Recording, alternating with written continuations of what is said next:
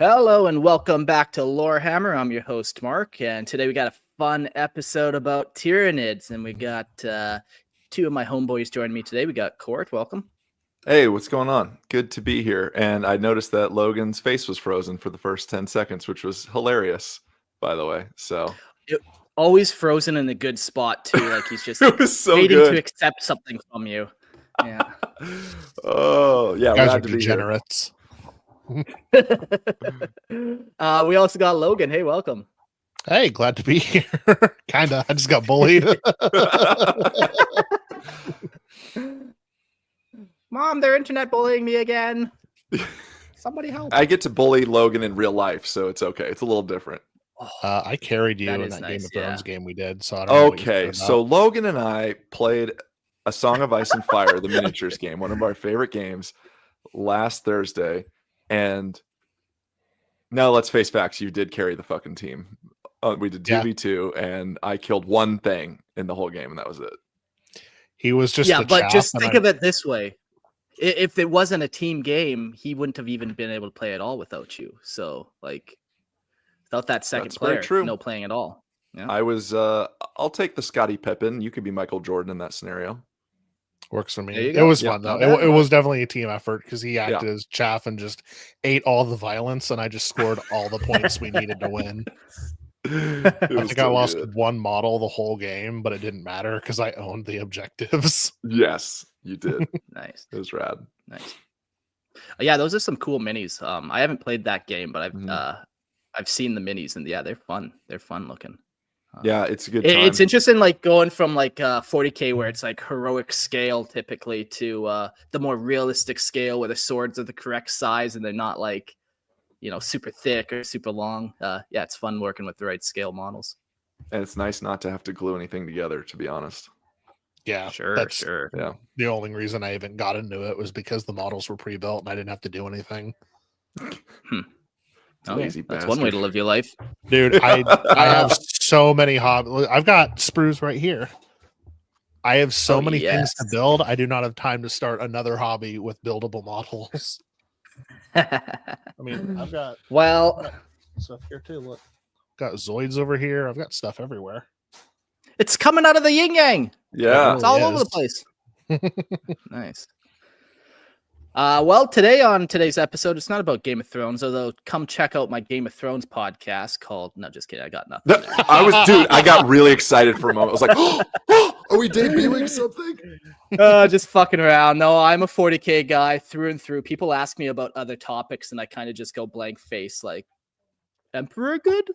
Is kind of my typical response. But yeah, which but codex has is that Space in? Marines? Yeah. Oh, man. Well, today's episode is about Neuro-nids of the Tyranids, and that's a term that I coined there, and we'll see what you guys think of the term Neuro-nids. But basically, they're psychic Tyranids that have been recently released in the Leviathan 10th edition box set. It would be cool to kind of dissect them, what makes them different, why they came out, why did they evolve this way, all those kind of fun questions. But before we get to that, let's do some quick housekeeping. Come check out our merchandise on Redbubble. We sell t-shirts, we sell fucking dice bags, mugs, stickers. I'm still waiting for everyone to just go buy some stickers and then do a mass propaganda campaign where you slap Lorehammer stickers on all your city bus stops. I think that'd be fun. Guerrilla marketing. So go buy some stickers. Get after it. I'll even pay for the first 100 stickers for you. All right, I'm down. Okay, cool. Nice. A little vandalism. Never hurt anybody. Never. It's art. Oh man. Well, if you guys are digging the show, and I know you are because you're listening, please join the Imperial Tithe. And by doing so, you directly support the show and keep us going. And we really appreciate all of you guys who are Imperial Tithe members. And if you're not, check it out. Ad-free version of the episodes, $2.50 a month. That's it. If you would like the video version to see our beautiful faces, that's $5 a month. That's it. It's fantastic. And it comes with even more bonuses. Logan, tell the people what they get. Yeah, if you're at the $5 tier, you get to come hang out with us during the recording in our YouTube chat. You're part of the live chat. You get to engage with us and correct us when we're wrong, which is all the time. And at the end of the episode, you can call in and join us and tell us how wrong we are. So it's pretty great. Join us at $5 a month to come hang out. Yeah, super fun. Yeah, I don't know who would pay $5 to see our face. I feel like that should be the other way around, but that's not how this works. Go join the Patreon. We're going to pay $5 to see the audience's face. No. We should have to pay them to look at our faces. Oh. Yeah. I was like, why are you paying to see the audience? Let me look at you, Grim and Liar, in the chat there. Come on, I'll give you $5. Just send me nudes. Come on. All right. Final little housekeeping thing. Yo, you boys heard of Rick Priestley before? What? Yes. Legend. Yeah. Legend. The master himself. Legend. Yeah, we'll give you a quick rundown. Rick Priestley is one of the co-creators of Warhammer Fantasy and 40K. He was mostly like a rules designer from my understanding, but he definitely dabbled in the lore. And I just imagine him and the other co-creators in a basement somewhere, drinking Mountain Dew, eating Doritos, and chatting lore. Do you think this would work? Do you think this? What about this? But anyways, all that to say, Rick Priestley has humbly accepted an invitation onto Lorehammer. Amazing. That's awesome. Some shit. Amazing. Yeah. Going to be such a great episode. Yeah, I'm typically not like an interviewer type person. So, if you guys have questions you want me to ask him, come join the Discord and you can PM me your questions and then help me become a better interviewer. Because, yeah, typically that's my style is more make some dick jokes as opposed to try to get to the bottom of somebody's personality, But in your defense, you guys, in episode 100, interviewed Graham McNeil, author Graham McNeil. Is that correct? Yeah. Episode 100? Yeah. That was big. Yep. I remember listening to that episode.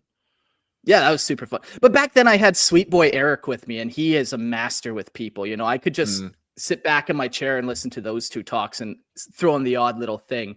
But no, I'm super hyped to be able to talk to Rick Priestley. And, one guy on a Discord, he ran into Aaron Dembski-Bowden in a game store the other day, and he's like, you got to get on Lorehammer. So I'm not promising anything. Yeah, I'm not promising anything with that guy, but just know things are in the works. And if you have a favorite author you want us to try to interview, just reach out to him. Like I got a hold of Rick Priestley because my wife messaged him on Facebook on LinkedIn and was like, hey, my husband has a big podcast. You want to come talk to him about it? And he said yes. So it really doesn't take too much to get a hold of these guys. You just got to get their contact info. So if you have it, you have an author you want me to try to interview, I would love to just try to get that process rolling. That's exactly how I'm here.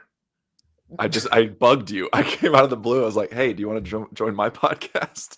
Literally, man, that's all it takes. Great. I'm like, yeah, talk about Warhammer. I'm fucking in. Yeah. Closed mouths don't get fed. Cool. So yeah, definitely look forward to that. I think it's coming out, or we're interviewing him next week. So go join the Discord real quick to get your questions in before we interview him. But yeah, super excited to do that. Alrighty, on to today's topic of the Neuro-nids of High Fleet Grendyllus. Now the Neuro-nids, that moniker is not actually a thing. We have Neurogaunts, we have Neurotyrants, we got a bunch of neuro creatures, but the whole Neuro-nids category is something I kind of was coining with this episode to try to sum everything together. When we get to the actual list of creatures, there's some that are like very clearly Neuro-nids, like I said, the Neurogaunt. There's some that are Neuro-nids, but you wouldn't think it, like the Norn Emissary. And then there's others that are just an honorable mention, like the Malceptor, the Psychic Carnifex. So I'm like, that should fucking be a Neuro-nid in my mind, but it just didn't quite make it into that release or whatever. So it's going to be fun to see all these different kind of things. So let's... Yeah, I was going to say from a tabletop perspective, they're easy to spot too, because they're all the ones that have their brains exposed. Yeah. I painted the Malceptor once upon a time, and I loved painting the brain just like this glowing, pulsating, purpley blue. It was very fun. But yeah, that's kind of the defining features. If you're playing tabletop, looking at the models, just look for those brains, and you got yourself a Neuro-nid. Mm-hmm. Neuro-nids are psychic Tyranid organisms, engineered to the extent of the Hive Mind's control. amplifying synaptic power and adapting to diverse threats through their devastating and ever-evolving psychic abilities. Tyranid psychic powers are an unrelenting force of nature, born from the collective will of the hive mind, and their efforts are as alien as they are terrifying. Unlike the warp-based sorceries of other species, Tyranid psychers tap into the raw, unfathomable power of the hive mind itself, channeling its infinite hunger and malice into devastating abilities. These psychic powers warp the very fabric of reality, inducing terror, chaos, and despair across the battlefield. So let's just, before we really dive into them, let's give a little context. We're going to bring up the hive mind real quick, synapse creatures, and the shadow and the warp. These are kind of the big three things that we're going to need to understand. And I know we've talked about them a bunch of times, so we're just going to do a little recap. We'll start with the hive mind. The hive mind is the gestalt collective consciousness of the entire Tyranid race, a psychic embodiment of the Tyranid's instincts and racial imperatives to devour and destroy. The hive mind is not a single mind capable of small conscious thought the way humans' minds work, but instead it is a grand amalgamation created from the psychic presence of untold billions of Tyranid creatures. It is the nightmarish and unfathomable intelligence that allows Tyranids to coordinate and adapt as if every Tyranid creature is merely a part of a single massive organism, one that is utterly focused on consuming all of their life. The hive mind, oftentimes people might think it comes from a specific source, like there might be a hive mind creature bug out there. But, every time we read about it, it's pretty clear that this is a collective consciousness of all the Tyranids that kind of combines and forms this thing. It's not just like one bug out there running the race. I think we joked last time we talked about it. It's kind of like the cloud in current IT architecture. There's a bunch of different pieces to it, but it can act as one thing for everybody. Especially with I think it's a swarm lord, because it dies and then they can rebuild it and it gets its old memories back from the hive mind. Yeah, the cloud is a very good, tangible, easy way to kind of understand it. Everything's constantly being uploaded to it. You can download stuff back. You can, that's a great kind of way. It's kind of always up to date. Yeah. The next little piece here is the synapse. Synapse is the Tyranid psychic power which unites all the Tyranids into the hive mind. It is projected by synapse creatures, which are usually leaders such as hive tyrants, Tyranid warriors, and brood lords, or specialist psychers like Zoanthropes. These creatures have greatly increased synapse networks within the cortex, and these act as psychic conduits for the hive mind to order nearby troops. Without the synapse guiding them, most Tyranids would revert to a feral state, although some, such as gene stealers with their brood telepathy, can perform just as well without synapse as they do with it. Yeah, so, these are living creatures, and they have their own will and their own modus operandi, or whatever that is. They have their own desires as well. But the majority of the time, especially during battle, they kind of then get linked into the hive mind. And if the hive mind has a specific job for them, like, we need all those gaunts to go rush that fortified wall, and just don't stop rushing until there's a body pile tall enough to get over that wall. That's when the hive mind will take over and kind of override those base instincts where, typically a gaunt's not just going to run at a wall and then just die there. It's going to lurk and shoot its gun and kind of cower. And maybe use the hive mind to control Tyranid Carnifex to stay back and wait, where his kind of normal operating system is to run forward and charge and destroy everything. So the hive mind is basically a way to control these lesser creatures. Absolutely.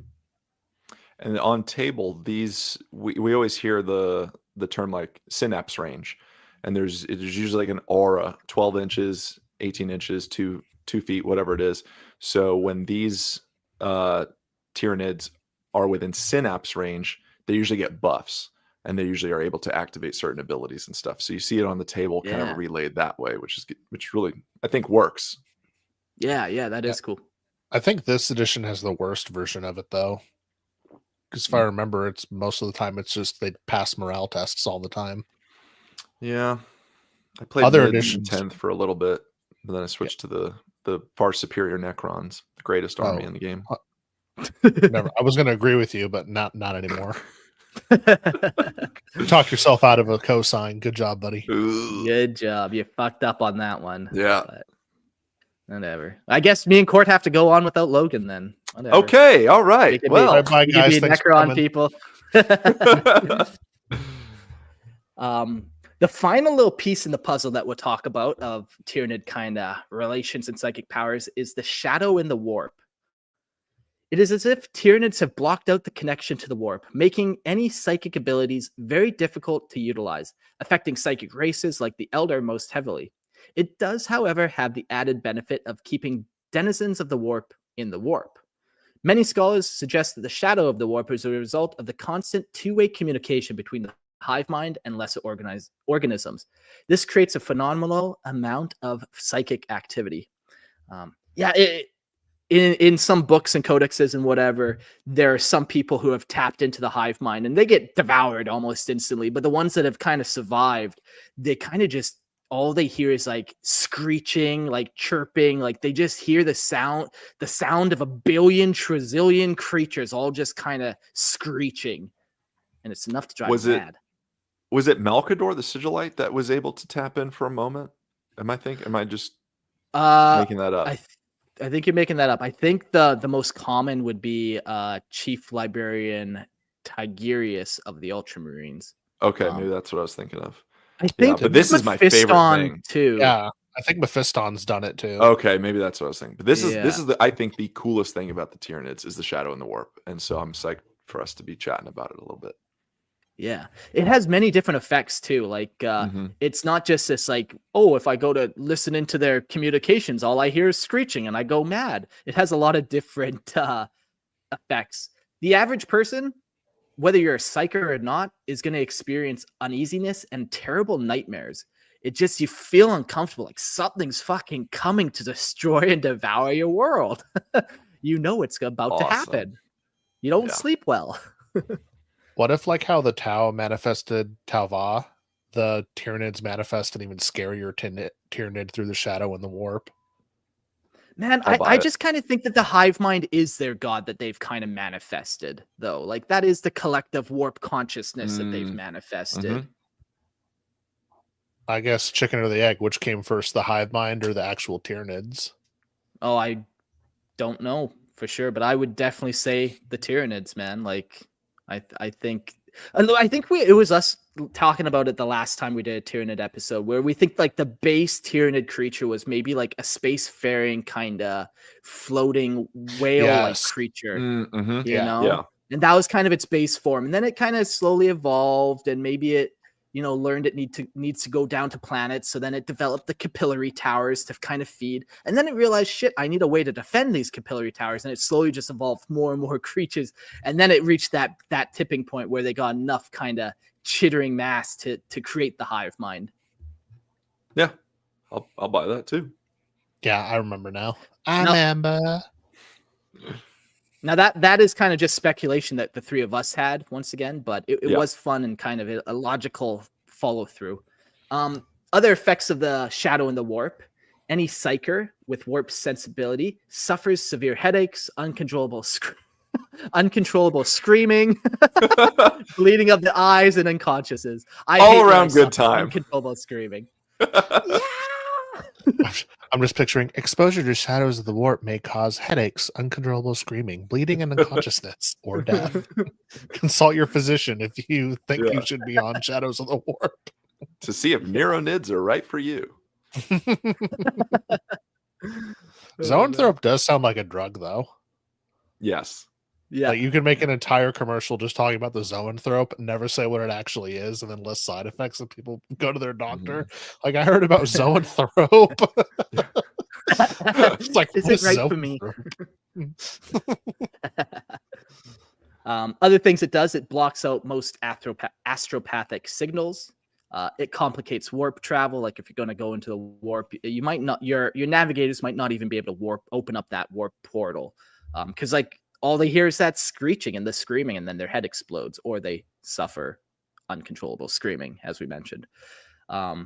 It also disrupts psychic phenomenon. So even regular psychers who try to use their powers around them, they feel like it's harder to tap into. There's kind of a barrier that they first must kind of.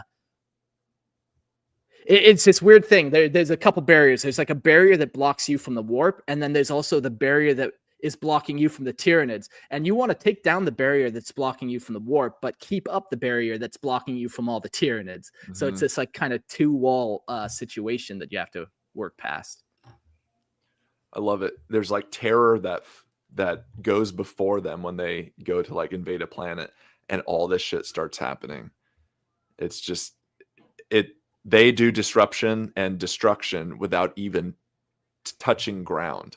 Yeah, it's so cool. Yeah, like a couple other quick, just since you mentioned that, like the ability for Tyranids to destroy without even being there. When Tyranids are on approach to your planet, they have a special Tyranid unit called the Narval. It's a spaceship, and the way this works, it has like tendrils, and it locks on to the planet's gravitational pull, and then it's somehow able to create some type of fucking reverse gravity pull that pulls the fleet towards the planet. So that's kind of how they do these like long jumps, is they're actually using gravity of the planet.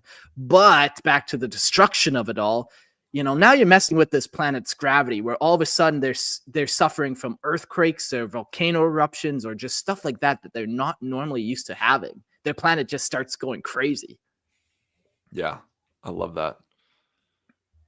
Yeah. So if we get into the Fourth Tyrannic War, this is kind of the start of the Neuro-nids, as we're going to call it. So the Fourth Tyrannic War began in M42 with the largest invasion of Leviathan. Yet when it attacked with the largest invasion of Leviathan yet, when it attacked the western reaches of Segmentum Pacificus. The assault began with the coordinated attack from above and below the galactic plane by two new tendrils dubbed Nautilon and Promethor, respectively. The two tendrils are moving in parallel towards Segmentum Solar, and with the Imperium distracted by the Indominus Crusade, few forces initially stood against it. So they weren't even prepared, basically. There was just no idea. It's amazing. So we talk about Leviathan. So Leviathan, when we mention that, is the Hive Fleet. And Hive Fleet Leviathan is the most monstrous and insidious of the Tyranid Hive Fleets. Leviathan's obviously the poster child of the Tyranids with 10th edition, and when you see them, you'll recognize them as being kind of the pale, like the pale skin with the purple chitin, the purple armor. So that's Hive Fleet Leviathan. Yeah. They've descended from the galactic south in 997.M41, an unstoppable force of devouring hunger. Unlike the previous waves of Xenos death that came from the eastern fringe, Leviathan chose a different path, a trail beneath the galactic rim. It moved upwards through the galactic plane, spreading across an immense front, its tendrils stretching into the Ultima Segmentum Tempestus, and even into the very heart of the Imperium, Segmentum Solar. So just to kind of give, I know this is mostly audio, but a visual reference, if you think about the galaxy as kind of a plane, almost, I don't want to say necessarily flat, but just more horizontal, you think of things kind of coming in from the left and right. These guys basically just came up from the south of what we call the galaxy and the universe, and it was wild. It fucking terrifying. It's like coming up from the depths almost, Yeah, that's what I was thinking. I live on the ocean, and I'm swimming a lot in 60, 70 feet deep water, and you just don't know what the fuck is underneath you. And all of a sudden the Tyranids come out from the dark of the galactic void. It's so rad. It's already like everything that they do is just terror. It's so cool. Being called Leviathan's fitting too, because Leviathan is the beast that comes out of the sea. And they're coming out from underneath. There we go. Yeah. I wonder if there are other names like Behemoth and Kraken. Like, I obviously know they're like monstrous creatures from olden times, but if they have that similar kind of approach, because that's a very cool observation there. I'm gonna Google those other ones as you read on. Yeah, I don't think they're big Behemoth in mythology. will, but Kraken will. because Kraken is another sea creature. I don't think the behemoth is, but it might be. Yeah. So Leviathan moved upwards through the galactic plane, spreading across an immense front, its tendrils stretching across the Ultima Segmentum, Segmentum Tempestus, and even the very heart of the Imperium. Its strategy was as calculating as it was brutal. Leviathan split into two massive tendrils separated by hundreds of light years. So let that sink in just for a moment. It's crazy. Casting the shadow and the warp across a vast expanse. Worlds caught within its reach were suffocated by the absolute darkness, their psychic contact severed, and reinforcements from the Imperium could not reach them, leaving the worlds isolated and vulnerable. I love that. It's so good. Yeah. It's back to that, like, they don't even need to really come for you to fuck up your planet. So they made this cool little trap where, you know, they drew two parallel lines on either side of these, or in between these lines. You're just in this dead zone where you're not able to fast travel anymore. You're not able to communicate anymore. All the while, your population has uncontrollable screaming fits as well that you have to now deal with. Yeah. When you take into consideration just the fun context of this, like, obviously we talk about like Tyranids kind of compared to Alien and the Xenomorph, but also very much so like The Thing, John Carpenter's The Thing, and both of those movies play heavy on the isolation theme. And so here, when you talk about Tyranids, isolation is key with them. Like, you are cut off. It's so good. So yeah. I did find, sorry, before we move on, I did find the other kind of rough meanings. Who knows how accurate these are on my 1 minute Google search. But Kraken is named after a mythical sea creature, and it's likely named that due to its immense size, predatory nature, and the implied threat of sudden, devastating attacks. So that's kind of okay, sure, you know. And the other one was... Oh, I was going to add the Kraken's a Scandinavian thing, and Leviathan and Behemoth are both Hebrew/biblical things. Yeah, that was for Behemoth. It's named after a biblical massive creature. And what makes it scary is its sheer size and destructive power. So, you know, it's they got some names, some reasons. You know, there's some fun ones like Hive Fleet Jomungandar, or whatever the fuck that one is. Jormungandr, sure, whatever. But yeah, carry on. So one of these tendrils, a writhing mass of hungry force, was on a direct collision course with Terra itself.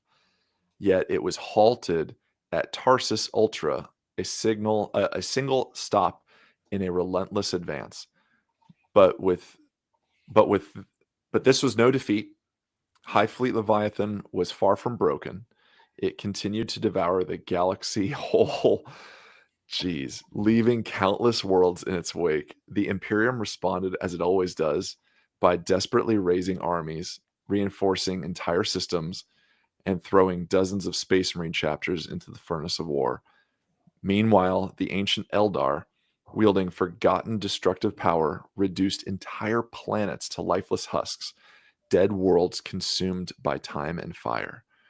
The Tau, ever resourceful, turned their innovations into weapons, developing new technologies to try and turn the tide.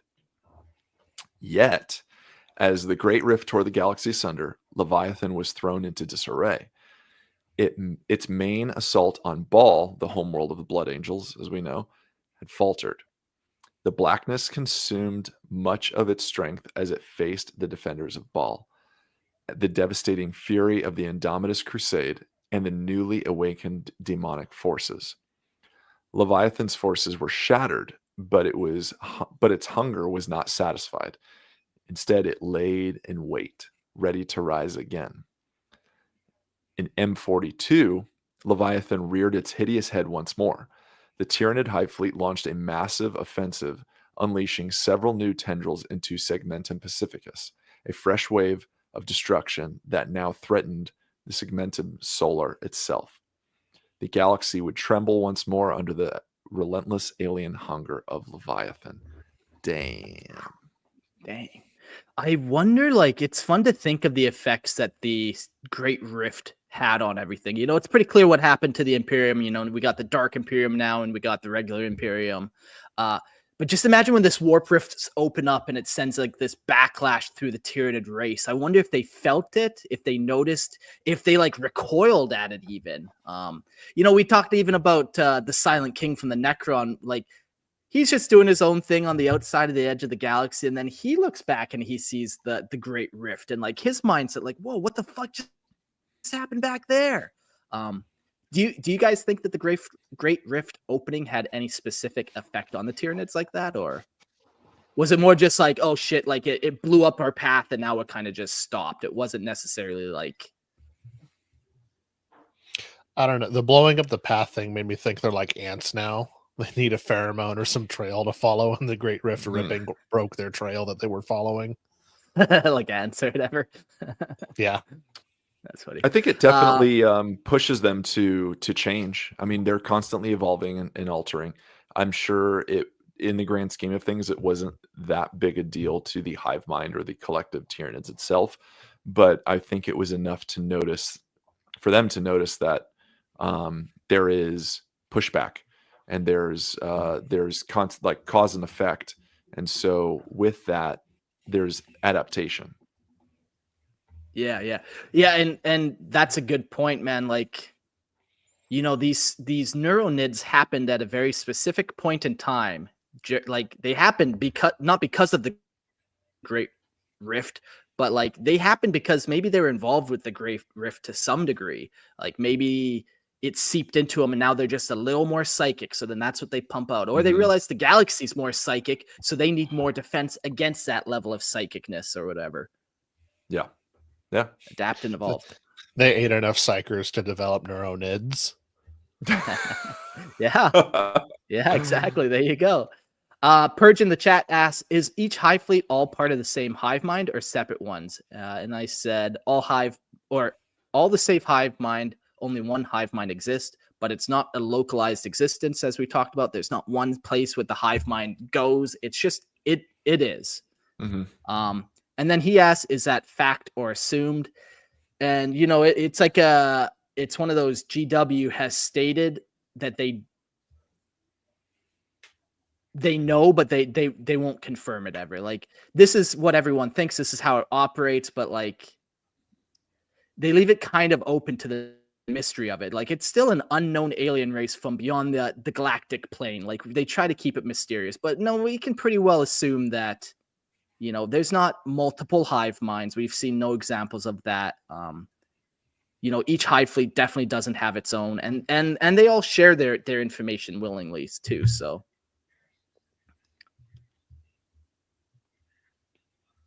I think with that, there's two key words that GW chooses to use when describing that is collective and singular.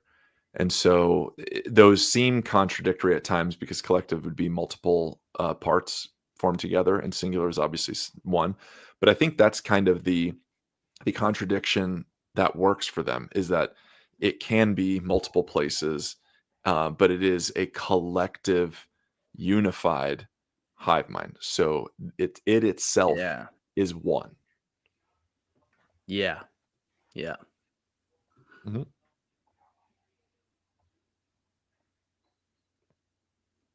Cool. All right.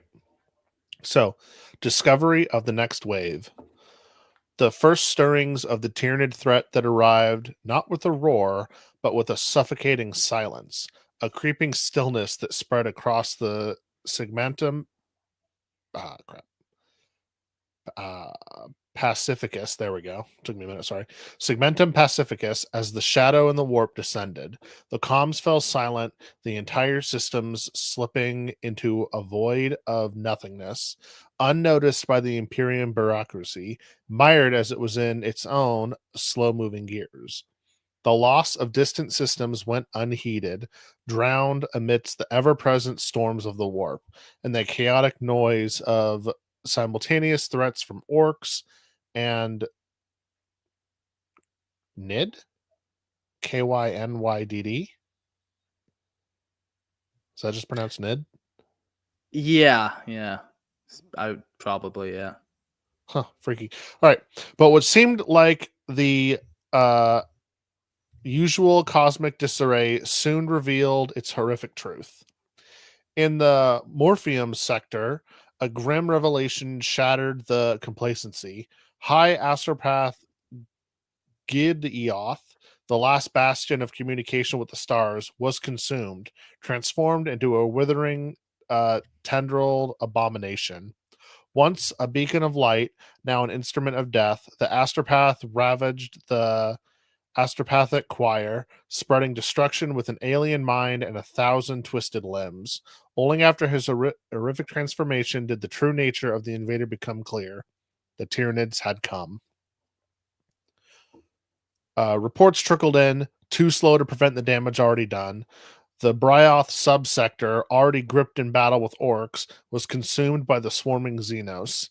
In the Trinary Reach cluster, a fleeting moment of hope, a retreating Leagues of Votan fleet, leaving Imperial forces in the belief they had been saved.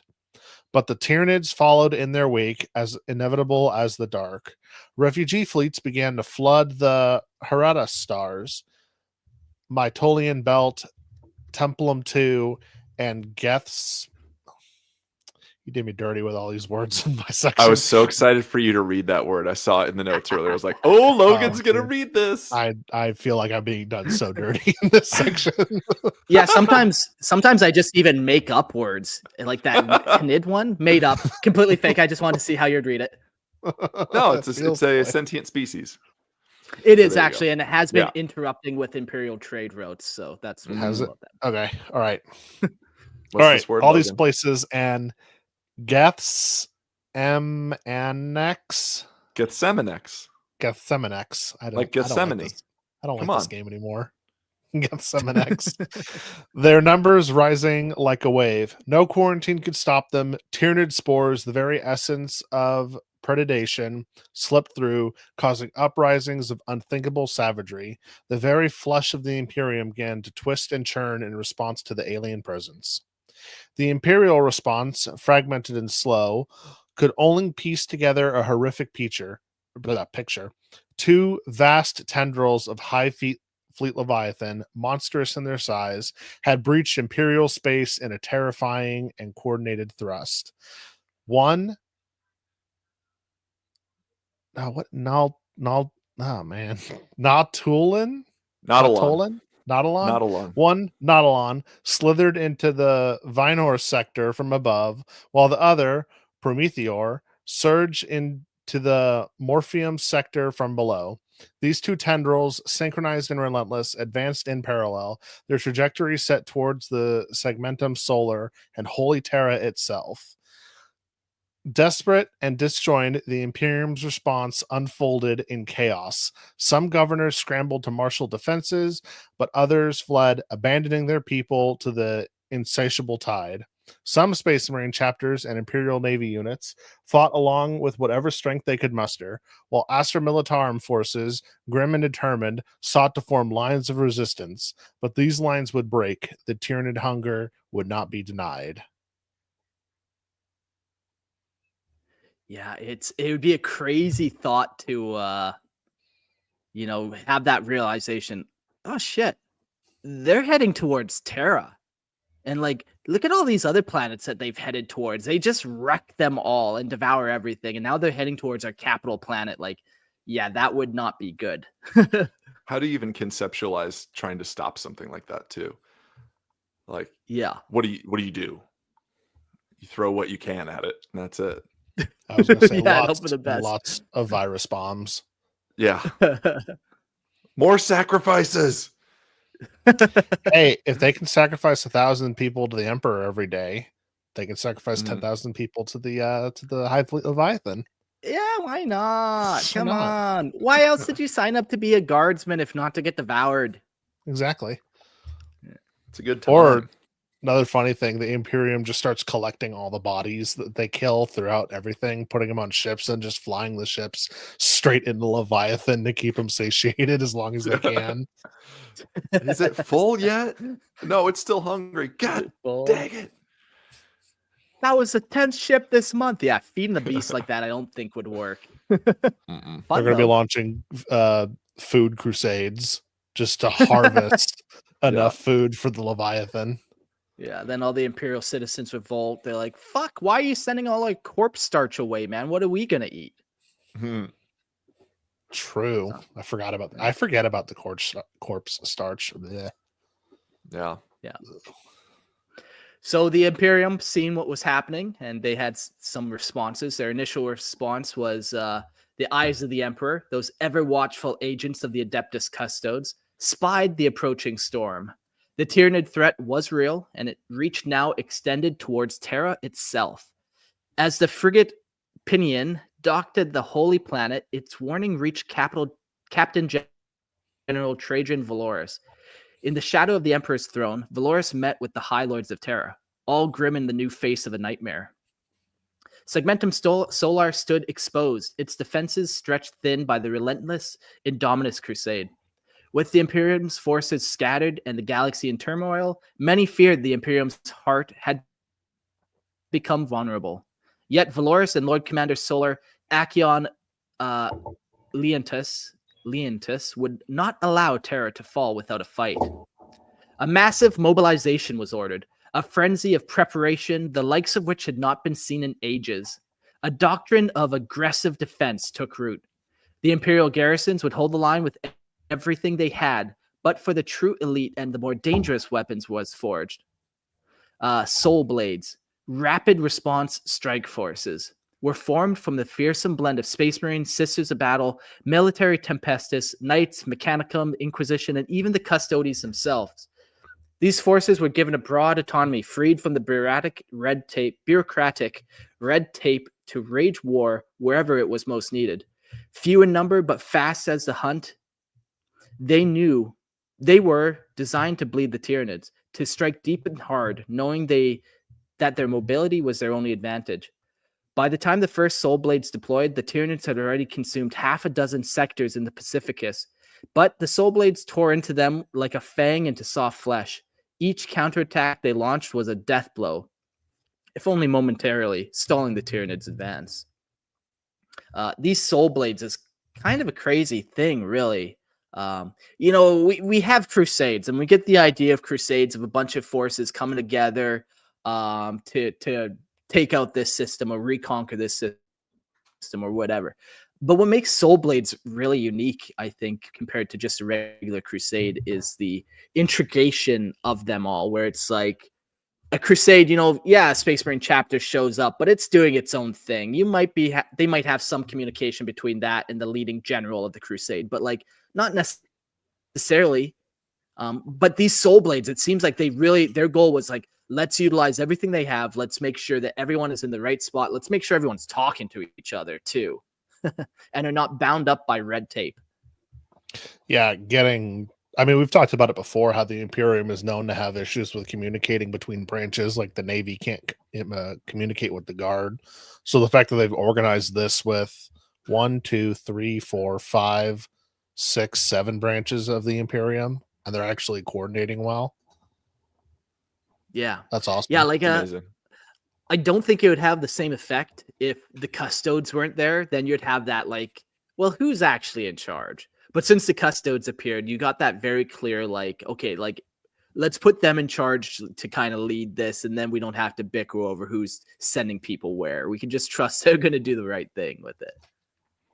What a cool way to play like a narrative campaign with your buddies too. Like if you had, every time we do in-store campaigns or tournaments or something, there's a clear, clear distinction of like massive Imperium players. Like there's a lot of Space Marine players. There's, 1 or 2 Orc guys, and there's always a couple Nid guys. It'd be so fun to do like a 3K game, 3,000 points. You get two Nid players, maybe 3 Nid players, all doing 1,000 points each, one side of the table. And on the other side, you have a Sisters player, you have a Space Marines player, you have something like, maybe you have like Death Watch, you have like a couple Guard guys, and you've got someone that's running Custodes. Like that could be so fun, Yeah. The first half I was worried about it because our last narrative thing we did at the store, half the Imperium players said they were the real Imperium. So we had infighting amongst the Imperium. It was so rough. It was like, you're not the real Imperium. It's like, oh, this is what we're doing. Okay. Yeah. Griffin got excommunicated. They basically said, like, nope, you're a heretic. And he was playing Custodes, I think. And oh man, he kept picking fights with everybody else. He's like, you're not really working for the Emperor. Yeah, it was good. And he was a good sport about it too, though, because that could feel bad getting kicked out of the hole. But he was like, no, 100%, I'm not part of you. I'm the real Imperium. Fuck you guys. Yeah, I'm gonna go tell the Emperor on all of you. Fuck you. Yeah. I'm telling Dad. I'm telling Dad. I sleep in his room. I'm telling him. Don't like that. Oh man. Yeah, that's a fun image. Just the Emperor and his 300 companions just sleeping together, bunking. Very nice. Well, there's some ladies in there now too, so I don't 300 know. men anymore. No, there are not. Get fucked with that. No, there are not. Come on. This is Lorehammer. This is old school, good 40k lore before they went woke and gay. So anyway, Soul Blades are pretty fun. Time was short for the Soul Blades. They were harried by alien swarms. Valoris and Litanius focused their efforts on creating a line of defense, a barrier against the oncoming tidal wave of Xenos. The Sanctus line was forged, built around the key anchor worlds, fortified bastions that lay along vital warp transit routes. Though the Tyranids themselves did not use the warp, these worlds were strategic lifelines for the Imperium's logistics, the anchors upon which the defense of the Segmentum Solar would hang.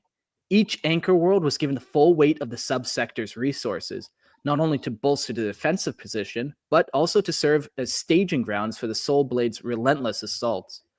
The hope was simple: hold these worlds at all costs, and the Tyranid advance would be slowed, perhaps stopped. Fun little plan if you control like the I forget what they call them, the Mandilin lines. Those like warp routes where you can jump to specific points in a segmentum or a system. I wish I remembered what they were called. But it's a pretty cool plan. Basically, if you hold the way to get into places, then you can bring in your reinforcements, you can bring in all the extra troops. And like you said, Court, one of the Tyranids' primary plans is to try to isolate you and separate you off from everything else. So if you can keep that line of contact, you have a good chance. The Soul Blade struck deep, pushing deep into the paths of the Prometheor and Nautilin tendrils. But the Tyranids were no simple foe. They did not advance in a straight line. No, these were not the mindless waves of lesser creatures. The tendrils of Prometheor and Nautilin were vast and deliberate, each one splintering into smaller fleets that sought out new prey. And sometimes the Tyranids would retreat only to return with a savage vengeance, stalking the shadows of human settlements, picking off survivors like a hunter waiting for the perfect kill. The Tyranids were slow, but they were patient, and that was the true terror. They did not rush their hunger; they savored it. Just a slow eater. I like that. It's interesting too how this kind of tactic has happened. We've talked before about how after the battle with the Blood Angels and Ball and stuff, the Tyranids have kind of changed and have almost become vengeful and like now have actual enemies as opposed to just food sources. And it's interesting how this tactic has kind of evolved, where it's like, yeah, we're gonna retreat and we'll come back with more. Like that's not a very Tyranid tactic. We'll come back and we'll feast later. I know we've talked about it before, how they don't really feel emotions, but I wonder if the fight at Ball actually let them feel emotions somehow. It's like if they're angry, then that's an emotion. Are they starting to become more intelligent from that interaction? Have they eaten enough smart people to start to think? Yeah. Like I always think, I have a newborn daughter, and she doesn't know what she doesn't know. She has to be taught everything. And the Tyranids, like they've had no need for emotions up until this point, so like they don't know what they are. So yeah, they start devouring them, and then they slowly have to discover this whole new range of emotions that they're starting to get. Which the first one seems to be like rage and hunger and destruction, but. Not like my little daughter. I was going to say, it's a lot like a baby. They don't know anything other than anger, hunger, and discomfort. First of all, my baby's perfect. I'll have you know, and I'll fight Oh, anyone no who says doubt. There you go. otherwise. But I think, other babies though- are monsters for sure. Yeah. The hive mind, though, if it's this collective consciousness that we kind of discuss, like in war, just again, this is kind of blanket statement. Emotion is weakness. Like you don't want that. So the idea that Tyranids could like develop emotion or have emotion, and if they're going to develop it, it seems to be appropriate on Ball. I mean, the Blood Angels, you know. But I feel like the hive mind would just be like, nope, we're shutting that off. We are shutting off the emotions. Nope, we're not letting you guys watch Love Actually on December 24th. Nope, don't cry. Not happening. Not on my watch. Nope. I don't know. I think weakness can be, emotions can be manipulated. Like Horus, hello. And I think that having Tyranids be singular minded and just, they're going to destroy, they're going to consume, they're going to feed, they're going to eat, they're going to kill. If you bring emotions into it, this coming from a guy who has cried multiple fucking times on this podcast, I think it weakens them, and I don't like it. Maybe it just makes them. It makes them feel relatable, which is the exact opposite feeling that we've always kind of had with Tyranids, where it's like this alien thing. We don't know. Like, we don't even know what the hive mind is. This is just what we think it is. Like, yeah, to have something so tangible and relatable, it kind of just bumps them into a different bracket. Case in point, and this is maybe double nerding again, but like Alien, great. Aliens, fantastic. Alien 3, I secretly really love. Well, not secretly, I just love it. But Alien Resurrection, the fourth one, we get introduced to the newborn, the dumb green, like gut skinny chicken legged thing that's a clone of Ripley that came out of the Alien Queen. There's a moment in this movie, which there's many that suck. There's a moment in this movie where it like gives you this, oh mama, before it dies, and you're like, no, fuck that thing, kill it. It has emotion. I don't like that.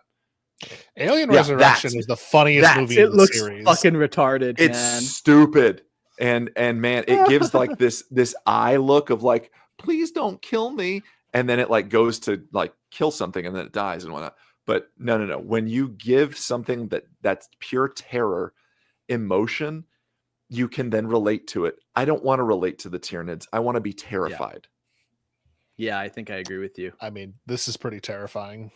Yeah. For audio listeners, we are looking at a picture of it right now, and it is a thing of beauty per the scientist in the movie.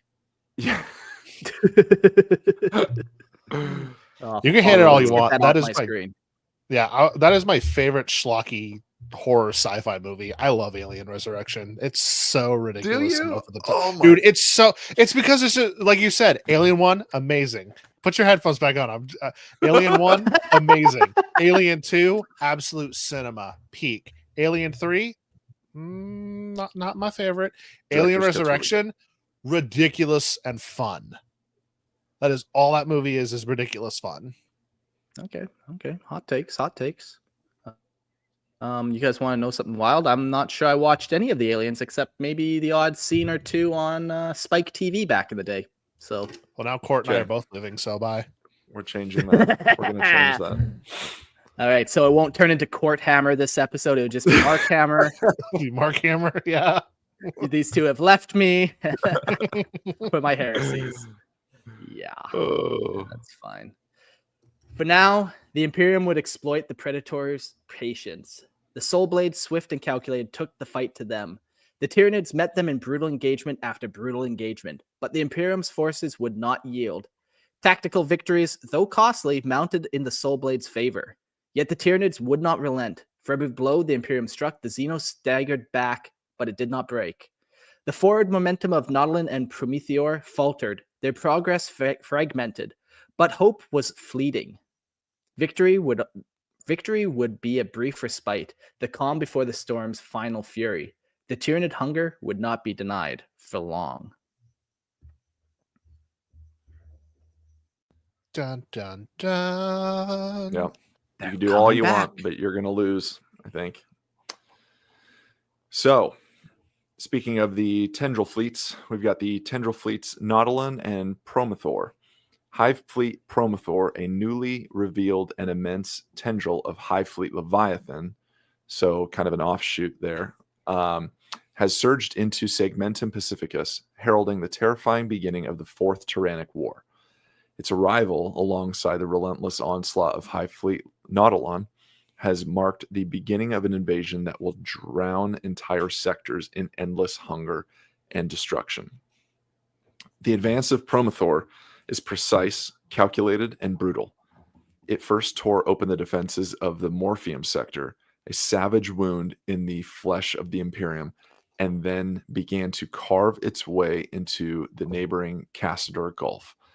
By the time the Imperium had grasped the true scale of the threat posed by Promothor and Nautilon, the tendrils were already moving in parallel, advancing with relentless purpose towards Segmentum Solar.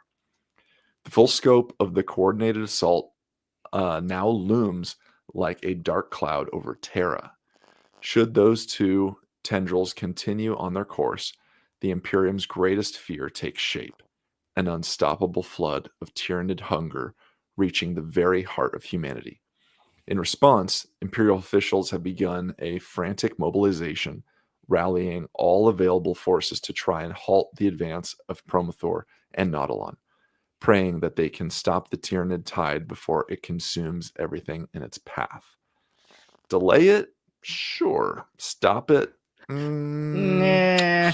Yeah. I don't know. Yeah, like the Tyranid creature, it's all like one tendril. Like I can imagine the Hive Fleet Leviathan eventually goes back down through the galactic void and eventually reconnects back to like another Hive Fleet, like Hive Fleet Behemoth or Kraken or these other ones. So like you can't really ever stop the Tyranids because you wipe out one tendril, but it's still technically attached to the rest of it, and that tendril's just going to kind of reform back up. Mm-hmm. Yeah. So while I was reading that, I went to look up Promothor because I was wondering if there was anything other than just the Prometheum reference with it. That's actually a recycled name from Space Marine Heroes 1. The one with the plasma gun was named Brother Prometheor. Same spelling? Yeah, exact same spelling. So they recycled. Okay. They took that from a Space Marine and gave it to a Hive Fleet, which I love. That's cool. Yeah. I tried to do the same with Nautilon Fleet, Mhm. and I didn't have any luck finding anything neat like we did with Leviathan or whatever. Well, NAUT naut is nautical, so like Nautilus from 20,000 Leagues Under the Sea. The Nautilus is Nemo's ship, so another kind of oceanic terminology.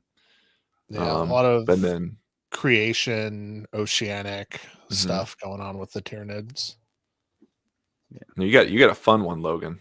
I do. And I'm looking up and I don't see anything about it being a cool name, but it is Really? Tendril. Yeah, it looks like I don't know what it's related to, but Tendril Fleet Grendyllus.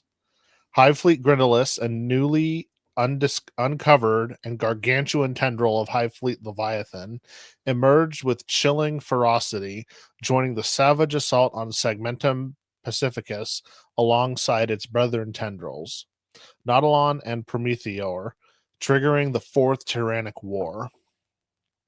Unlike the initial predictable waves of destruction from Nautilon and Prometheor, Grendyllus took the Imperium by surprise. Its arrival was far more insidious, striking after the Imperium had already engaged the two other tendrils in brutal combat. Grendyllus tore upwards from the galactic plane, a horrific eruption of hunger and malice, and then proceeded to attack well behind the front line of the Soul Blades, those few brave forces sent to disrupt the Tyranid onslaught. By the time distress signals reached Imperial ears, it was already too late. Grendyllus's approach was heralded by sudden suffocating blow of its shadow in the warp, darkening all that came near, smothering any cries for help, and severing all communication. In its wake, the warning of its arrival died, consumed by the relentless void of Tyranid hunger. The Imperium was blind to the storm descending upon them. I think GW did a really good job, not just writing this lore, like this is cool, but I think they did a really good job in the trailers leading up to Leviathan's release, the 10th edition launch box, because there was a lot of this type of feeling. Like it wasn't a normal Tyranid invasion. There's a bunch of weird stuff going on this time. So I'm glad their marketing was well tied with the actual lore of what was happening. Yeah, they did a they good had some job. killer videos. Yeah. So they had their two tendrils that were kind of creating that blockade of psychic presence, and then they were kind of being slowed and stopped during the Fourth War. And then out of nowhere, a third tendril comes in, this Grendyllus one, and this is where the action really happens and things starts to change and get different for them. I think the name also, it's spelled a little differently, but if you think of Grendel is one of the antagonists, it's the kind of bestial creature that's Angelina Jolie's little baby in the movie Beowulf, which is obviously the epic poem Beowulf. But Grendel being that kind of creature, that monster in that story. So maybe they just threw a Y in it instead of the E and kind of made it sound cool. Yeah, and like from my understanding, Grendel in that mythos and Beowulf was kind of like it would come in the middle of the night and like it was kind of stealthy and then it would rampage. It was unexpected, and that's very Grendyllus as well, where they thought they were doing good against these two Tyranid tendrils, but they had no idea that this third Grendyllus one was actually coming, and it was the kind of kill and blow one. Got to watch out for that third Grendel, you know what I mean? The third Grendel coming out of nowhere. Fuck. Get Grendelled. I was gonna say all my homies hate the third Grendel. Yeah, but do you kiss them goodnight? No. Right on there, Grendel. You got to kiss the homies goodnight, man. My wife doesn't let me do that anymore. Selfish, really. It's very selfish of her. Yeah, she's all, I married you. I'm the only one who gets to kiss you. And I don't think that's fair, but whatever. It sounds like she's pretending like she owns you and not the other way around. That's the true hive mind. That's true. Marriage is a partnership, good sir. Yeah. So now we're going to jump into the Battle of Bastior. Little kind of disclaimer here. All this came out pretty recent, and there's a whole big campaign book on all of this stuff. So I'm kind of just giving the subtext of what we need to kind of know why the Neuro-nids happened. But the Battle of Bastior was pretty important and another kind of piece to this puzzle. But there is a lot of information on all this. I've said it before, I'll say it again. We'll do an episode on it one day soon, TM. But yeah, we'll skim over some stuff here. But like I said, there'll be some important stuff we have to cover. So the Battle of Bastior, it rages as the relentless swarm of High Fleet Leviathan descends upon the Imperium in the Fourth Tyrannic War. Grendyllus, a new and unpredicted tendril, rose from beneath the galactic plane like an unseen predator, tearing through the vast swaths of Imperial and Xenos territory in a surge of unyielding hunger. Its emergence was an utter betrayal of any expected stability. While the Imperium relied on the strategies of Soul Blades and Anchor Worlds, Grendyllus struck silently, consuming everything in its path as if guided by an alien instinct too ancient and vast to comprehend. The first warning came too late. With Battle Group Fastias under Tyson Yakobob left fumbling in the dark, his task forces disappeared without a trace, vanishing in the shadows of space. It was only when survivors limped into the Searcell system, their minds shattered by what they had witnessed, that the full horror was realized. The shadow in the warp had begun to spread its suffocating grip, warping minds, driving astropaths to madness, and plunging entire systems into chaos. In the wake of this devastation, Yakobob acted swiftly, anchoring the remaining Imperial forces at Sanctum in a desperate attempt to slow the alien tide. Even Lord Commander Solar Arcadian Leontus, I love how I say their name different every time I say it, but that's how we roll here on Lorehammer. None of us can read, and we're proud of it. But this Lord Commander could do very little more than to watch as Grendyllus' ravenous swarm advanced upon the Bastion worlds and the subsector. By then, the Empire had already begun to crack. Panic and despair, disbelief spread like disease, particularly on Lenithor, where the ruling classes fell into decadent revelry as the Tyranids consumed their world. Meanwhile, the Imperial Guard mobilized in places like Agrandia and Tzing Rang, but it was futile resistance in the face of Grendyllus' tendrils' onslaught. The Tyranids flowed through the subsector like a tide of biological annihilation. Leontis enacted the Sanctuary Protocol, sending out desperate pleas for reinforcements across the segmentum. Forces were pulled back into retreat, but they were already too late. Some systems fell with grim inevitability. Pyromote and Castiel were overrun as Tyranids bypassed Imperial fortifications, cutting through the shattered remnants of humanity's defenses.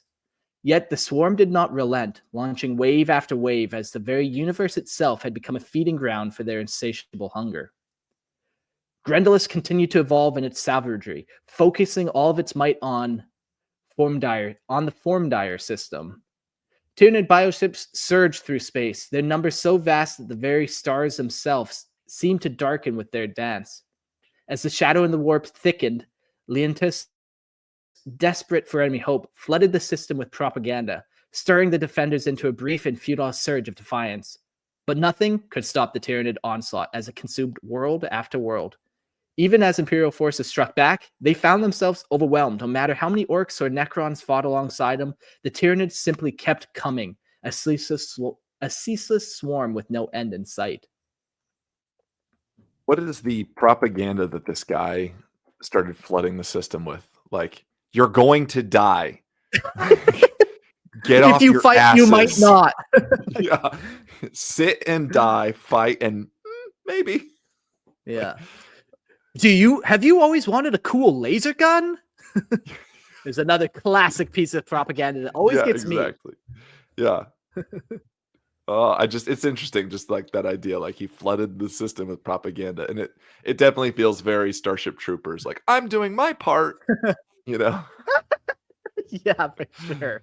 Another peak movie. Yeah. Do you like travel? Great. You know?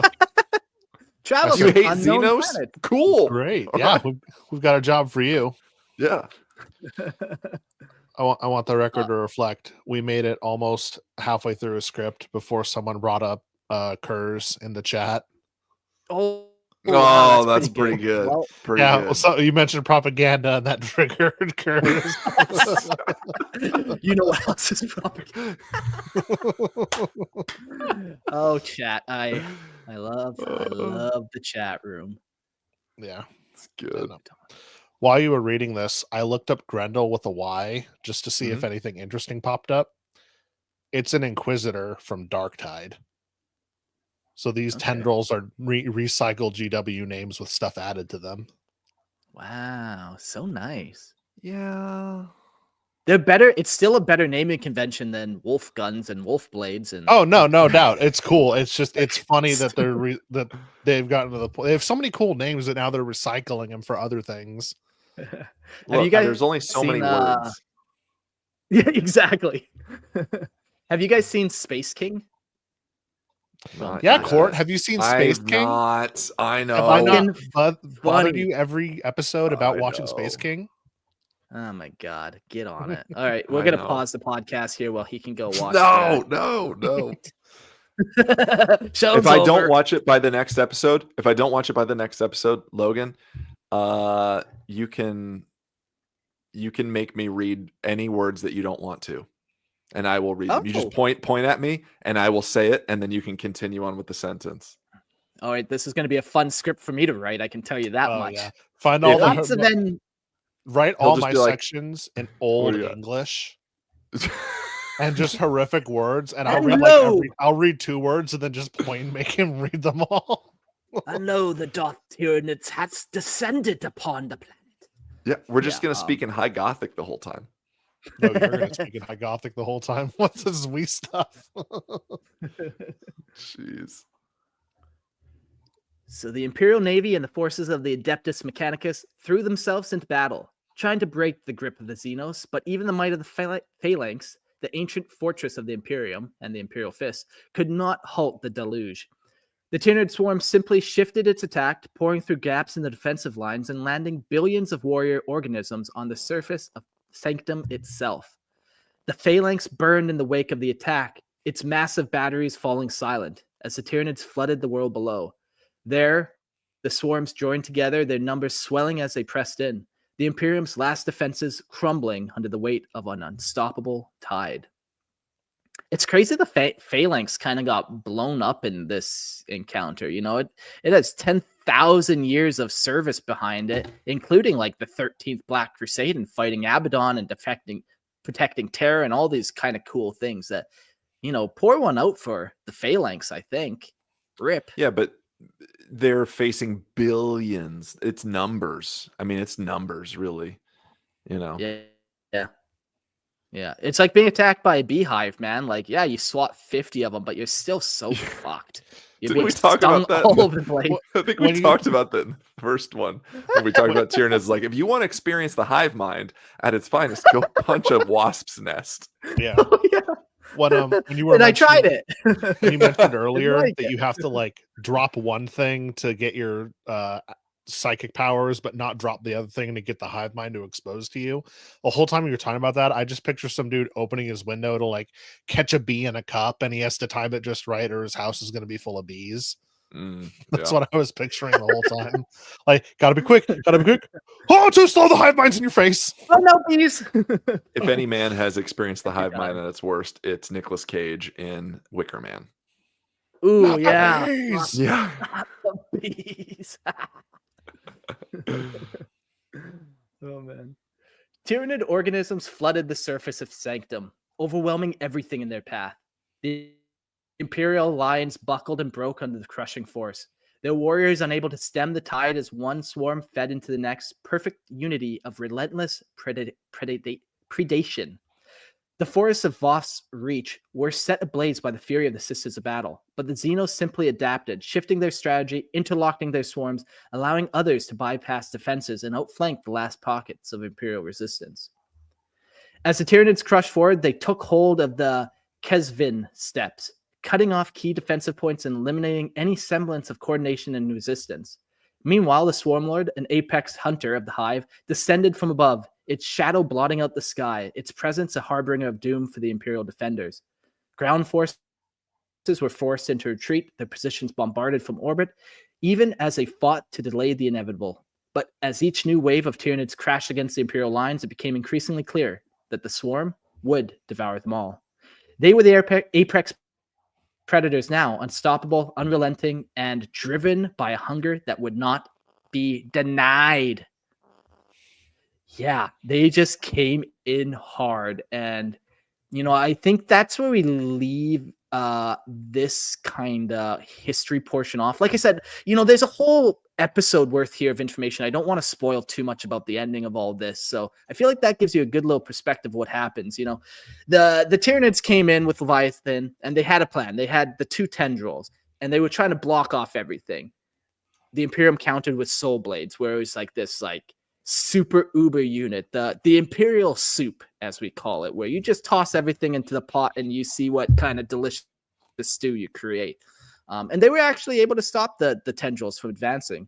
But the Tyranids, ever adapting, came up with the third one that kind of pushed in from another direction and started to really advance and wipe stuff out. A couple of things when reading through this was how much stronger the Shadow of the Warp was with High Fleet Grendyllus.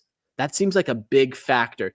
The other kind of big factor I'll throw was how unified they were, even for Tyranids, where they had multiple swarms, like adapting and retreating and like pretty standard Tyranid stuff. But it just, the way they were wording it seemed like they were taking it to the next level almost.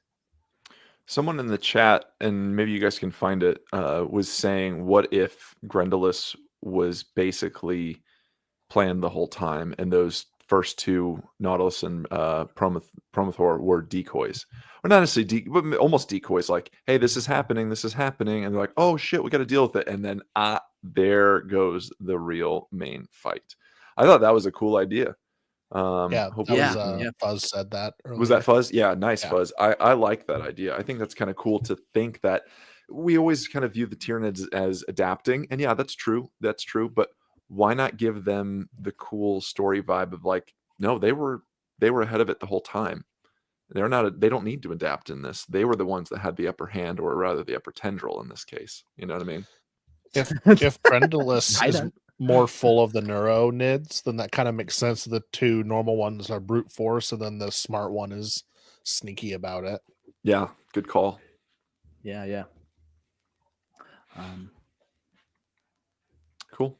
Do we want to go with the fleet adaptations, or do we want to kind of jump into more of the Neuro-nid stuff? Yeah, let's do the fleet adaptations, and then we'll get to the main kind of gist of this episode. Cool. So, some fleet adaptations. So, talking about adaptability, like we just discussed, a hive fleet's ability to adapt to different threats is driven by the inherent nature of the hive mind, which is both a collective, there's our keyword again right there, a collective intelligence, one of two, and an ever-evolving organism. So organism is singular. Boom. There it is. It's all coming together. It's all coming together, guys. The hive mind constantly learns, adapting its tactics, strategies, and bioforms to overcome whatever challenges it faces, much like Michael Scott when he talks about adapt, react, readapt, apt. So just wise words. Yeah. When confronted with a new threat, whether it be a powerful psychic force, a formidable weaponry system, or a unique form of resistance, or even a fucking planet like we talked about, the hive mind rapidly processes the information, calculating the most efficient response. This learning process is instantaneous, with the knowledge rapidly spreading across the entire fleet via the psychic network. The result is a highly dynamic and ever-changing swarm capable of evolving in real time to counter the myriad of dangers of the galaxy. The physical adaptations that occur with a hive fleet's bioforms are often immediate and unsettling. I'm sure it wouldn't be very pretty in the process either. For example, if a particular organism or weapon proves ineffective against an enemy, the hive mind may direct the creation of new organisms designed to counteract that specific threat. Bioforms like Zoanthropes, equipped with a psychic power to suppress enemy psychers, or Venomthropes, capable of creating toxic clouds to deter ranged fire, may be mass-produced in response to particular hazards. These two, model-wise, it's fun. It's the same kit, actually. It's the same box, but you can model it differently. So the Zoanthropes are like the big noggin, big head guys, and the Venomthropes are the little head dudes, but they've got like the long tendrils that stick out. Really cool kit. Love the kit. All the tendrils for tasting your flesh. Yeah. Flicking and licking you. I hate it. I don't know. Not a lot makes me uncomfortable. That made me uncomfortable. All the tendrils for tasting my flesh. Ugh, yes. I don't like that. Get tendrilled, Logan. Ugh, no, I'm good. In more extreme cases, the hive mind can completely overhaul entire swaths of the fleet's genetic stock, producing specialized units with entirely new abilities. This flexibility ensures that the Tyranids remain a constant evolutionary force, always evolving to exploit weaknesses in the enemy. The hive fleet's adaptability is not limited to biological and tactical changes. It extends to its overall strategy and approach. When faced with an enemy that relies on fortifications, for instance, the hive mind may adjust the swarm's approach, utilizing creatures with tunneling abilities such as trigons to breach defensive lines. Alternatively, when confronting highly mobile foes or those capable of hit and run tactics, kind of like maybe Drukhari in that way, the hive fleet may deploy faster, more agile creatures like gene stealers or hormigons to swarm and entrap the enemy. If a particular planet presents unusual environmental challenges, such as extreme cold or radiation, the Hive fleet may deploy specially adapted organisms that can thrive in such conditions, ensuring no obstacle is insurmountable. Through the ceaseless adaptability, the Hive fleet ensures that no matter the threat, its hunger will not be denied, and it will continue to consume and evolve without pause. I love that it's just such a formidable, horrific foe. And if I can quote the awesome Rage Against the Machine song, "Know your enemy." How do you know your enemy when it keeps changing? Like you can't. And just to give a fun shout out, my buddy Manny was playing Nids, which he calls big nitty bitches. That was his, and we all loved it. It was funny, but he painted them each individually and like almost like they were like this amalgamation of a different like bunch of Hive fleets, and he painted them in such a way that there was one that was like volcanic that clearly had adapted to be living on like a lava based planet. There was one of them that was very foresty, and he built it with like moss and painted it all green and everything. Like it had adapted that way. Such a cool thing you can do to like kit bash and design your Tyranids to like I've seen some furry roles. I've seen some furry Tyranids for like winter adaptations, like very cool. Yeah, really, really neat. The a couple years ago there was a crab type of Tyranid. Like I don't want to say it's a leopard crab, but it was a really detailed paint job, and someone did the entire army that way. Let me see if I can find it. Yeah, they did the I think I know what you're talking about. It's the color scheme. It was kind of tannish bright, but it had like coconut crab. Coconut crab. Yeah, yep. Coconut crab themed Tyranids, and he painted all their carapaces that way, and it was gorgeous. Yeah, it's beautiful. Yeah, so the Tyranids can adapt in many ways, and that's where we get to the Neuro-nids, kind of their newest adaptation. And it's funny, it's like you say, how do you fight the enemy that you don't know? Like for the longest time, Tyranids, when you fight them, you're like, shoot the big ones first. But the Neuro-nids take this away from you, or that tactic away from us. Yeah, the big ones are key players. Like you see big nids on the table, you're like, I gotta fucking kill that thing. But sometimes you really just want to steer clear of it, and you want to shoot the things that are going to control that or buff that. Many a game I have lost getting into it with something I should have left alone to deal with something else. 100%. That's like real life for sure. Fuck. Yeah. Right. Every time. Every time. No, but all right. So the Neuro-nids. These are some of the Neuro-nids that we got. The Neurogaunts and their terrifying kin, the Neurotyrants, Neurothropes, and Neurolictors, are a unique class of Tyranid organism designed to further the psychic dominion of the Hive Mind. These creatures are engineered to act as living extensions of the Hive Mind's far-reaching will, utilizing their psychic abilities to control and amplify the synaptic web that binds the Tyranid swarms together. Neurogaunts are the most basic of this brood, serving as conduits for the Hive Mind's influence, but the more advanced variants, such as Neurotyrants and Neurothropes, act as powerful psychic hubs, directing the flow of psychic energy, providing a focal point to the Hive Mind's vast and all-encompassing reach.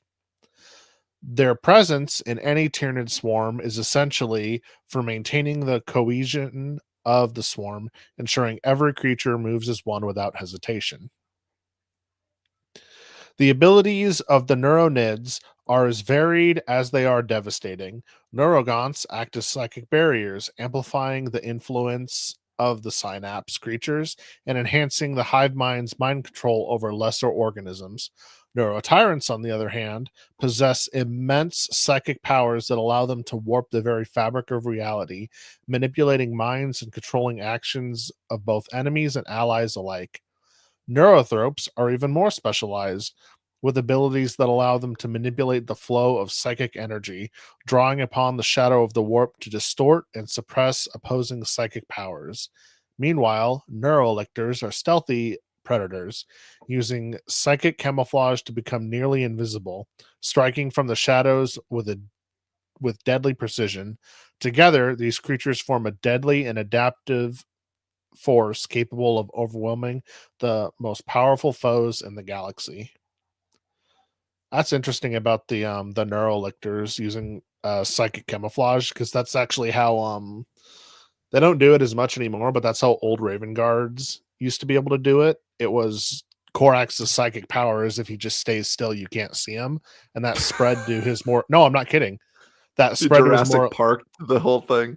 No, like Raven Guard, that was their thing. They could just stand still, and you'd miss a 10-foot tall soldier because he's psychically shrouded from your view.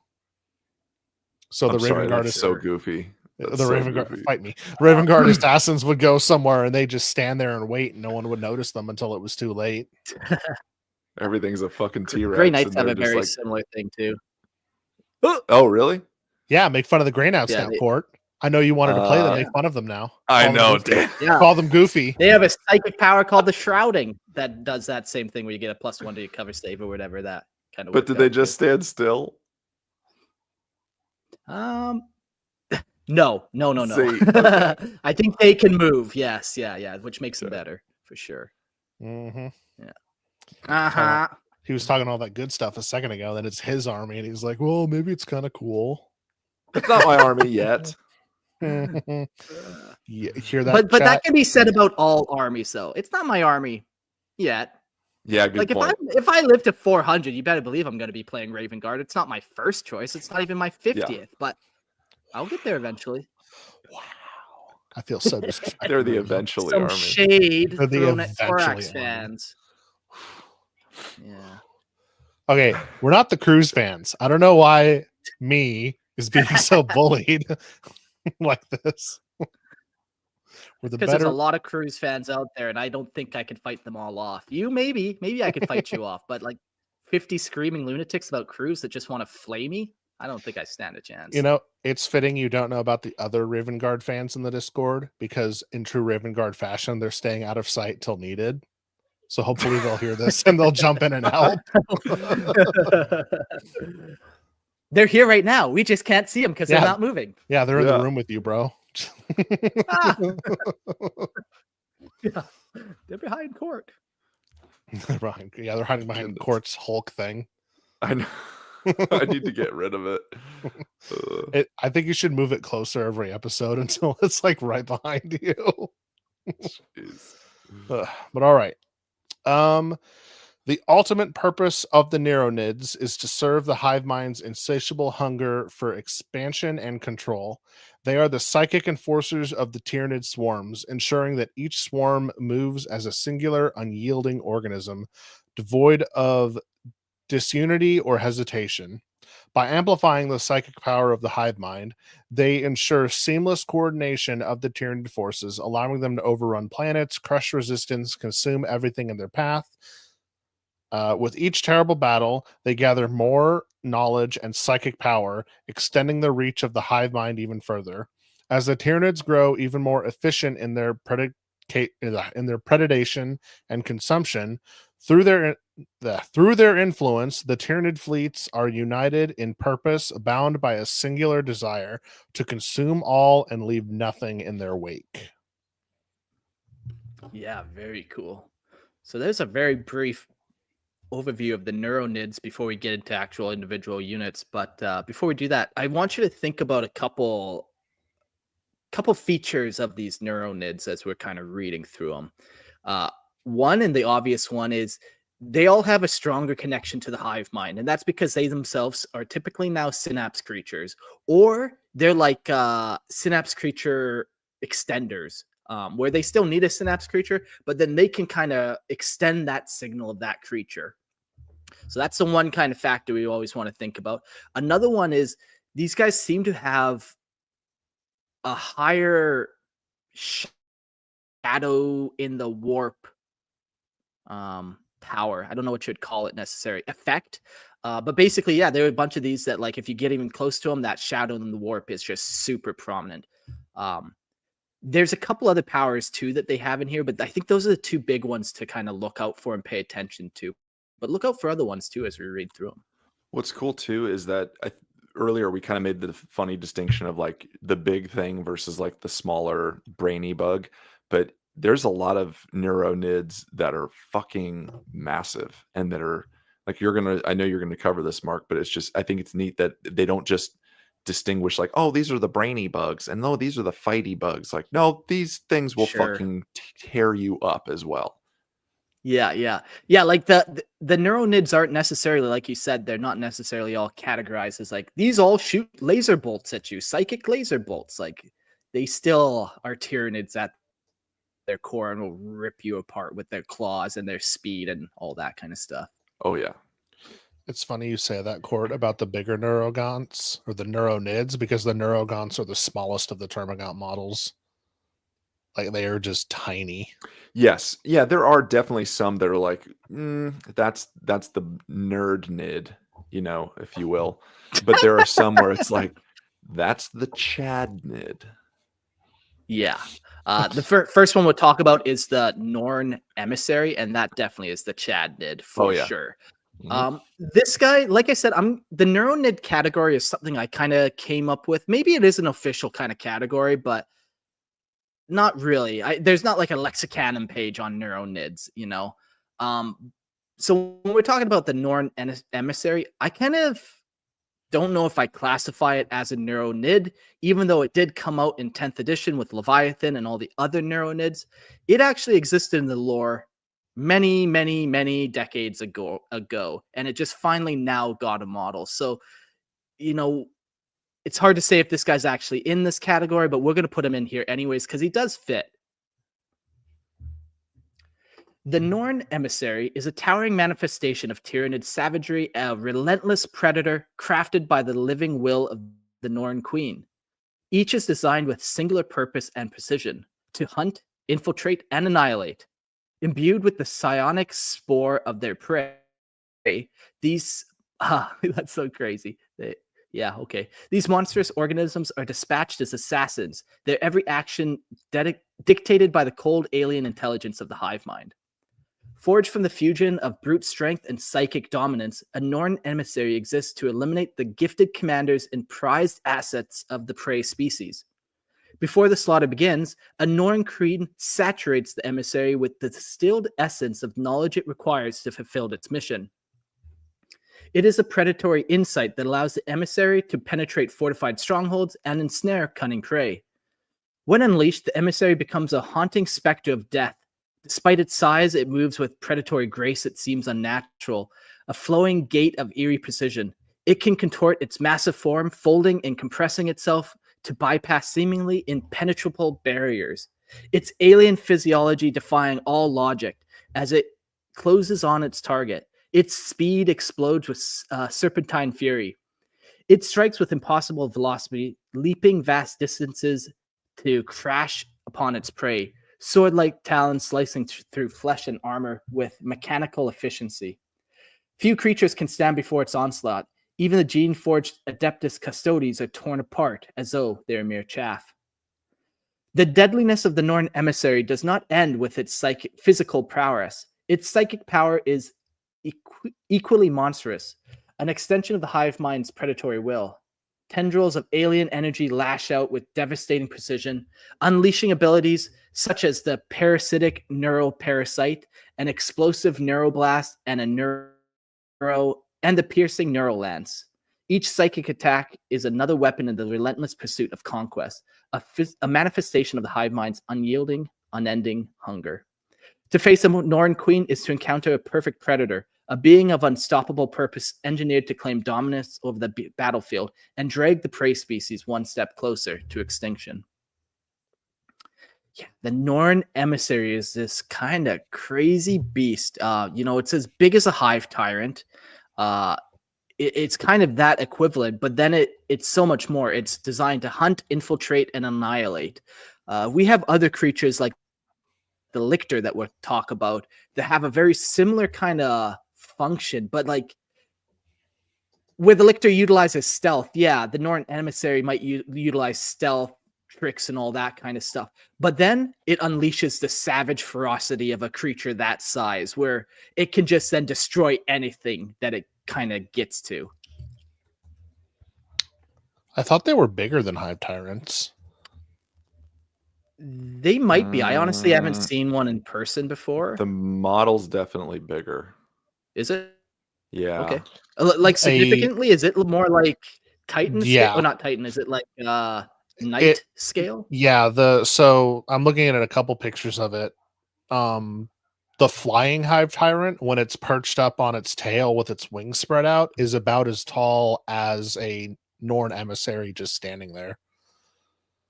Oh yeah. Okay. I'm seeing side by side by a knight, and like it's almost as tall as a knight. Yeah. But, it's shorter than a demon Primarch, but taller than the new dreadnoughts and the Screamer Killer model. Yeah. And okay. Cool. The Norn emissary is like 100 mil base, and the hive tyrant's is 60. So I mean, it's bigger. Yeah, that is quite a bit bigger, and it's just meant to destroy. Where the hive tyrant is meant to lead, it has the strategy. This is like a solo. Like you want something dead, you make one of these, and your problem's solved. Yeah. So getting into some more of these, we got the Neurothrope. So the Neurothrope evolved from the Zoanthrope, their Zoanthrope kin. Neurothropes are apex organisms, refined instruments of psychic predation. The Neurothrope is a weapon of focused alien purpose, a psychic predator crafted to channel the immense power of the hive mind. This is an interesting creature too. Before we go more into it, this also was an existing model and lore creature from before 10th edition. So it technically is not a neuro-nid, but also at the same time, it very much is. Or maybe it was kind of the very first teaser of a neuro-nid. But when we read through it, it doesn't quite make sense that this would be kind of the teaser neuro-nid. And we'll come back to that later once you kind of tell us about it. They had old models too for this. Like this was originally a metal kit. I'm pretty sure for the. I think you might be thinking just like their base model, the Zoanthrope. The Zoanthropes, because the Neurothrope's like the captain essentially. It's you can build that one of 3. I think. Yeah, you're right. Yeah. So then, speaking of Zoanthropes, these abominations bear grotesquely withered bodies and spindly, almost vestigial limbs that seem incapable of supporting their own existence. So very T-Rex kind of just. Let me use my strong hand. Oh, I was thinking that too. That's so funny. yeah, for sure. Scary movie. Funny shit. Yep. Their oversized, bloated craniums engorged with pulsating veins of psychic energy. Yet Zoanthropes defy such physical constraints, levitating above the battlefield in eerie defiance of gravity. Their atrophied forms animated entirely by the raw psychic power of the hive mind. I always had that picture, like because the model kind of goes that way, but I guess I never really like figured out that it's just kind of this psychic energy and power that's moving them, and they're just kind of this little like strong hand kind of thing. But it's the strength of their psychic power. It's crazy that moves them. So this genetic enhancement has sharpened their psychic potency, making them even deadlier weapons in the Tyranid arsenal. Zoanthropes' very existence are a testament to the hive mind's relentless ingenuity. Their presence on the battlefield is an omen of destruction as they channel their immense psychic power to crush the minds of their enemies. So cool. I played these guys. I had them on the table. I thought it was just such a cool model kit too. Yeah, for sure. So so unique too, and like that alien feel that we've talked about, where it's just like that just doesn't seem right. So then the Neurothropes, born to serve as both synaptic conduits and psychic artillery, these creatures relay the will of the hive mind to lesser organisms and unleash devastating psionic barrages during planetary invasions. Every aspect of their design reflects the relentless hunger and lethal efficiency of Tyranid evolution. Beneath their seemingly fragile forms lies a terrible strength. Neurothropes are surrounded by a ceaseless psychic barrier, an impenetrable shield of raw energy that wards off harm while they rain destruction upon their prey. Their psionic power is a force of annihilation, capable of obliterating tanks, melting through adamantium with ease, and toppling the mighty titans of their prey species. Yet their immense energy reserves are a double-edged sword. Neurothropes have been observed burning out mid-battle, consumed by the same overwhelming forces that make them so devastating. I think there was a when you roll for these, because I think on the table, if I remember, again, I played these very early on in 10th and then just got suckered into doing Necrons in a good way. But they have really cool shooting abilities, but I think you can overcharge and then do a hazard roll for them, if I remember correctly. Oh, cool. Okay. Yeah, that's how they did most psychic powers in this edition. Instead of being a different roll, it's a hazardous weapon that will kill you. Yeah, so I think that's kind of neat here, just it being reflected that like they could burn out mid-battle, basically. So these alpha predators are parasitic in nature, siphoning the life force of their enemies to fuel their attacks. This vampiric ability not only sustains their unrelenting onslaught, but also serves to mend nearby zoanthropes, stabilizing the flow of psychic energy and preventing catastrophic overloads. To encounter a neurothrope is to face the hive mind's raw psychic fury distilled into a single alien entity. Fragile in appearance, but unyielding in function, these creatures epitomize the relentless and predatory nature of the Tyranid swarm. They are the Neuro-nids with rad power, for sure. Yeah, man. Yeah. Just able to focus and blast you apart, but then they channel too much, and then they create this chain effect of zoanthropes and neurothropes exploding and popping. My first, I think I told the story before, but my first game of 40k in 6th edition was against Tyranids, and he had 3 neurothropes, and he rolled Perils of the Warp on the one in the middle, and it blew up and caused a backlash that killed the other ones, which meant the entire Tyranid army was out of synapse for the whole game, and I was able just to sweep. I was like, oh, this game's easy. I love this game. Oh yeah, then I didn't win another game for 4 years. So I'm not even kidding. I went 4 years in the hobby with nothing but L's. Yeah. There's some really cool art for this too. Like if you look at Zoanthrope art, when they redid when they did the commander decks for Magic the Gathering, Universes Beyond, there's a really cool art for that where Zoanthrope's like shooting out psychic lightning energy at unfortunately it looks like a Necron. Damn it. Yeah. I might have used that for the art for this. Oh, sweet. Actually. Yeah, there's another one too that's similar, and it's a Zoanthrope shooting it at what appears to be maybe like a tech priest or something like that, and just like fucking melting it. It's so metal. It's so cool. Yeah. Yeah, man. Yeah, so the neurothropes are kind of interesting because, like I said, they've existed before all these other neuro creatures, and they seemed like just an upgraded unit. You know, like you said, you kind of described them as that sergeant type unit, where everything else kind of has a different flavor to it. And as we read through all the other neuro guys, maybe you guys will pick up on like the different flavoring of their effects and stuff that don't quite translate the same into the neurothrope. Also, go look at a poster for Alien 3 and tell me this wasn't the idea that they had for creating zoanthropes and neurothropes. I mean, it's spot on. Yeah. It's like the alien queen embryo kind of thing, like the chest burster thing. But like you look at that, you're like, oh, that's a fucking neurothrope.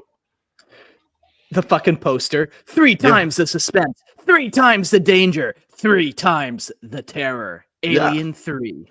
What a fucking poster. I didn't know that this image, because I've seen this image a lot. I didn't know it was specifically tied to Alien 3. Yeah, because it's, I mean, spoilers, but there's a queen alien that's in Lieutenant Ripley. That in And one of the versions actually bursts out of her, and the other one she just sacrifices herself. But yeah, that's the alien queen embryo. Nerd. We are, Nerd. yeah, the Yes. nerds on the Warhammer podcast. You guys, Yeah, are could you nerds. imagine? Fuck, eh? You turn on a podcast about Warhammer 40k, and lo and behold, there's fucking nerds in there. Yeah. What? What It are would the be- chances? It would be really funny if all of us are just shredded and don't consider Warhammer nerdy at all. We're just like, it's a deep and complicated lore. And then when someone brings up something else, we're like, ew, nerd. Nerd supremacy over here. Mm-hmm. Always and forever. All right, so All right. let's dive into the actual official Neuro-nid creatures Yeah. here. And we'll start with the Neuro-tyrant. Neuro-tyrant, which is a model I love. The Neuro-tyrant is an alien horror of impossible design, an apex bioform bred to serve the ultimate psychic weapon, the battlefield coordinator of the Tyranid swarm. Thanks, liar. He called us nerds, chat. Suspended in eerie defiance of gravity, it hovers over the battlefield like a floating nightmare, its grotesquely swollen brain pulsating with an unnatural energy. Writhing tendrils snake and lash around it, each one alive with predatory intent, ready to tear into any prey foolish enough to come within reach.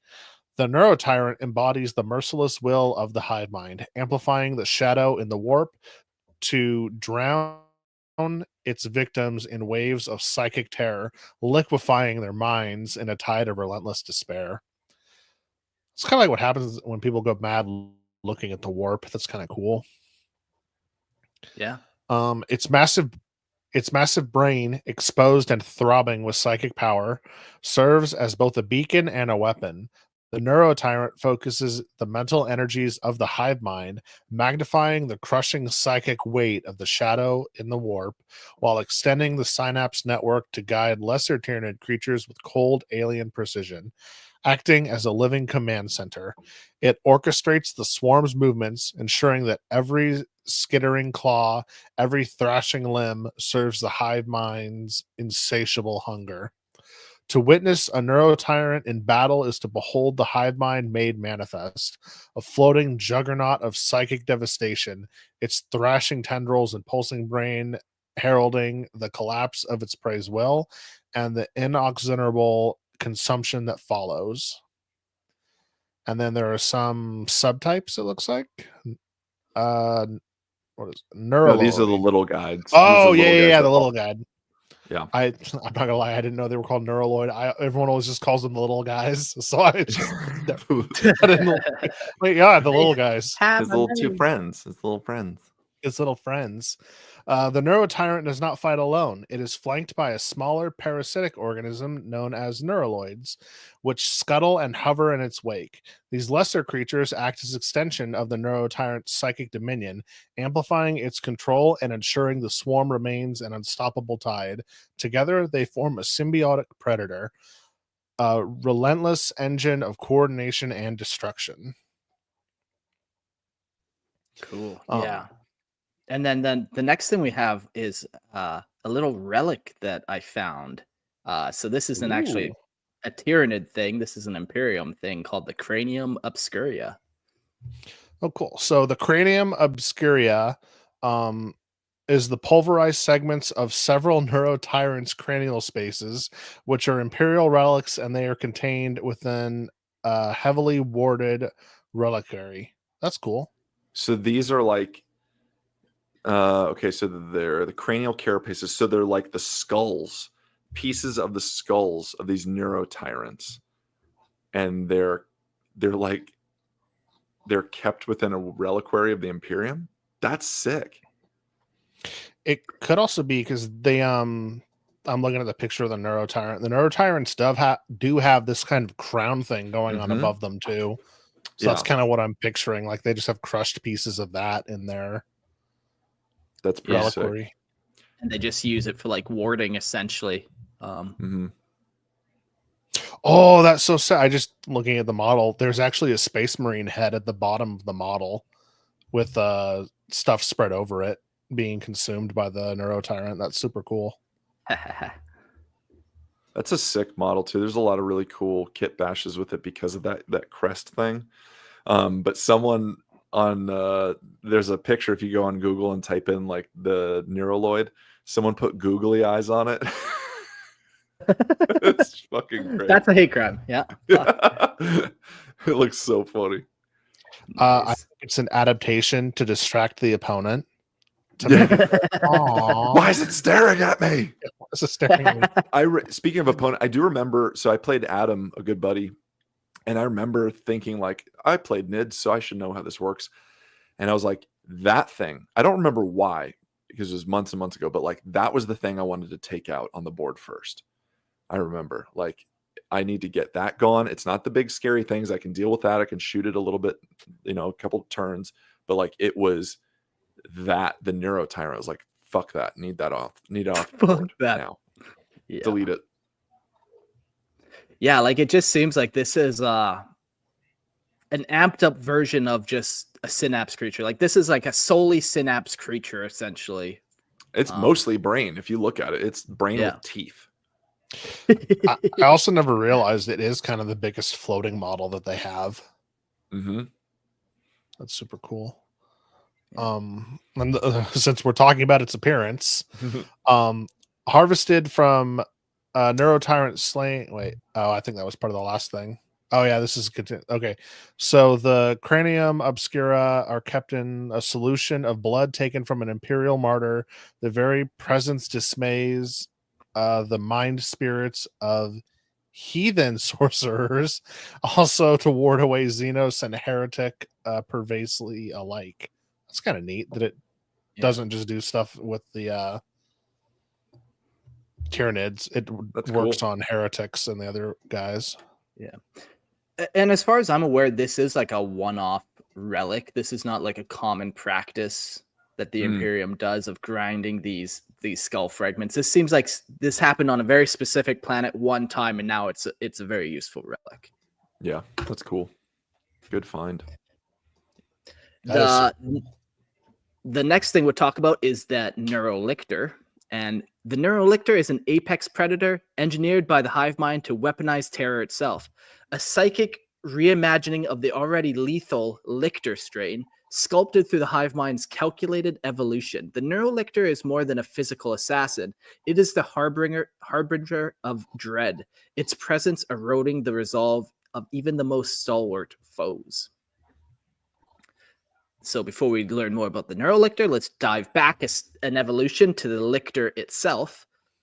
The Lictor is a predatory nightmare unleashed by the Hive Mind, a Tyranid bioform engineered to stalk, infiltrate, and slaughter with clinical precision.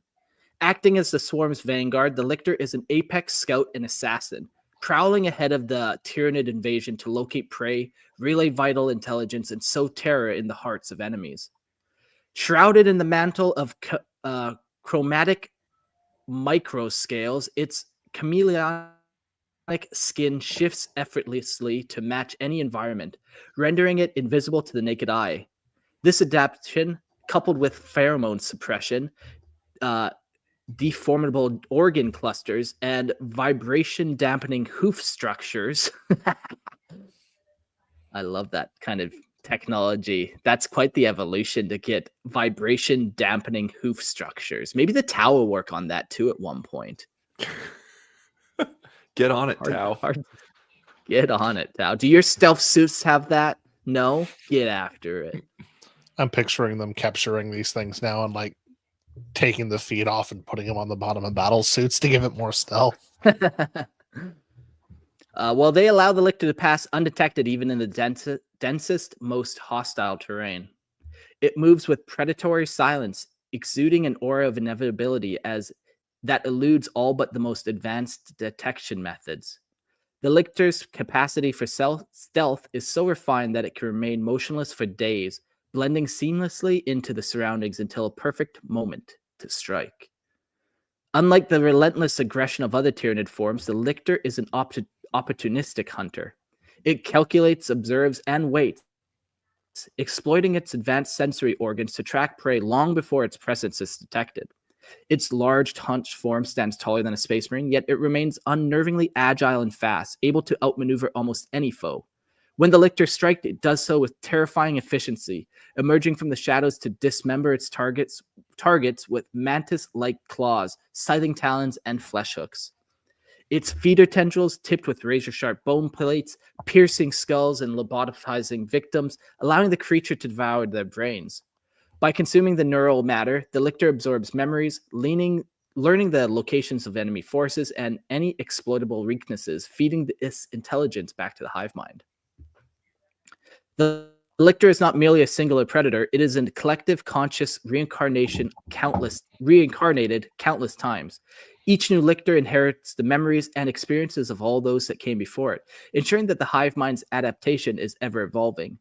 This symbiosis makes the lictor an immortal presence, reproduced endlessly and perfected for its grim role. I had no idea about that. So this is one of my favorite models in the line, but it's very much like the Swarm Lord, where it gets reincarnated, it learns the memories, all that stuff, everything gets like downloaded back to it. That's sick. That makes this thing way cooler. Yeah, definitely. They have probably, of all the Tyranid units, lictors are like the most named characters. Like they have the Death Leaper, they have the Red Mist, they have a bunch of named ones, and this is why, because they are one creature, just rebirthed.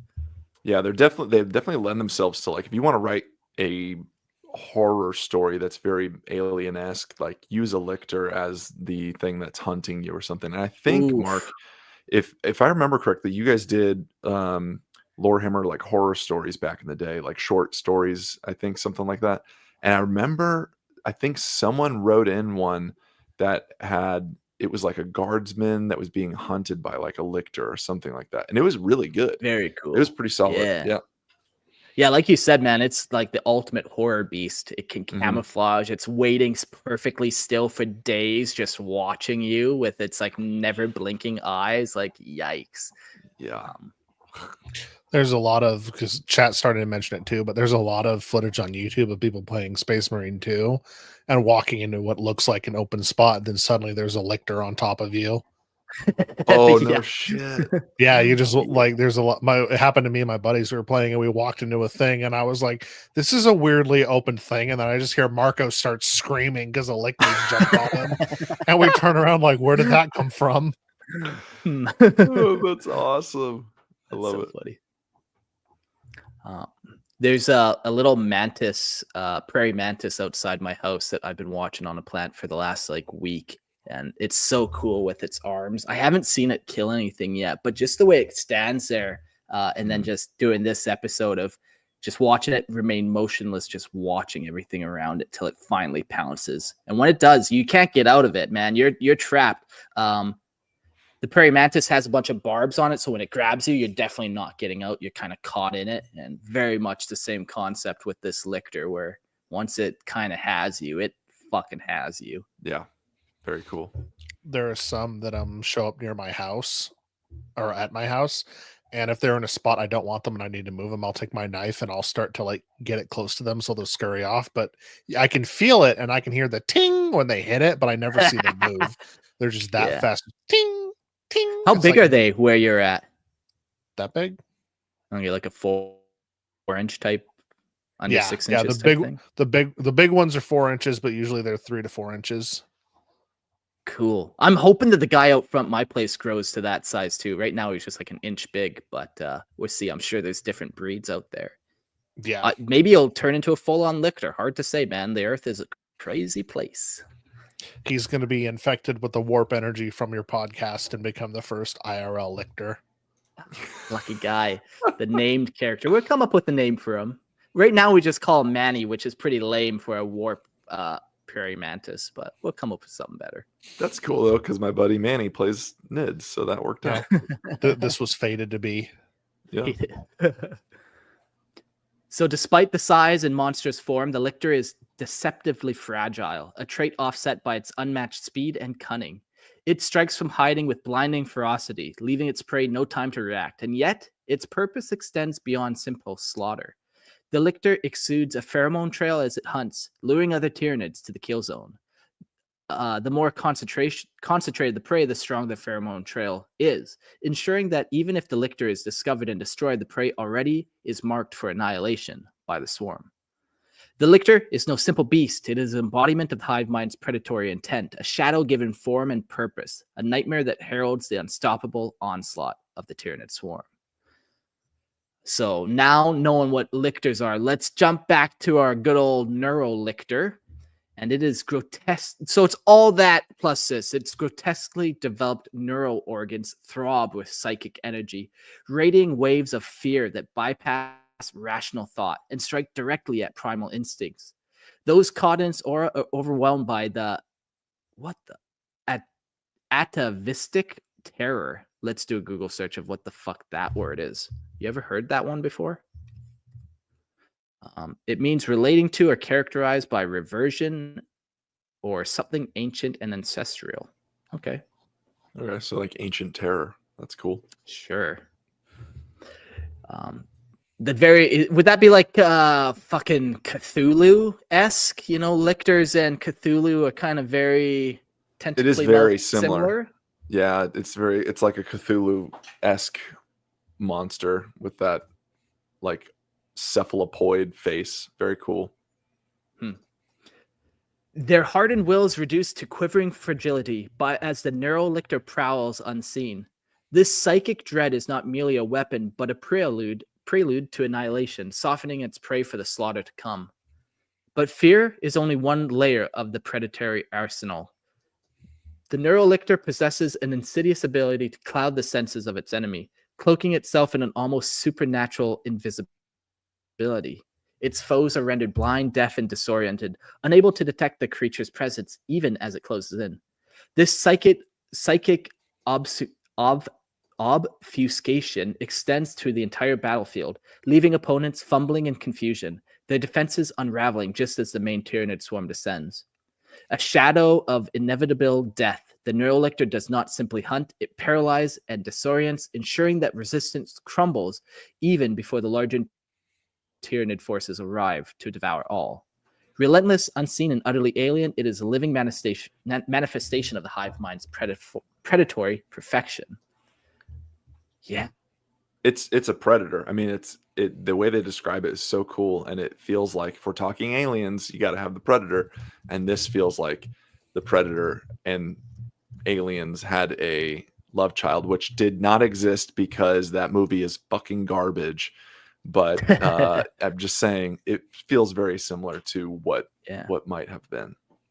Yeah, and this is one of the cool things that we see too here, where now we get another little thing where this guy pumps out this psychic dread, where like it seems like it's like a shadow of the warp enhanced, where it's just like even more so, where you're all of a sudden uncontrollably screaming, your friends bleeding from the eyes, all that kind of stuff. Yeah, truly a terrifying creature. You don't even know you're being hunted, but then you kind of know you're being hunted at the same time, even though there's no like sign that you're being hunted, other than you know you're being hunted. Yeah. Fuck. Oh man, this episode in particular just gets me. I love it because it brings up like again things like aliens, things like Predator, and it gives me all the fun like monstrous feels. I love it. Like it reminds me of the scene in Predator when Billy, the guy's out there, and he's like, and Arnold's like, Billy, what is it? And he's like, I don't know, but it ain't no man. Something like that. It's just, it's so cool. Like the terror of this is rad. Yeah.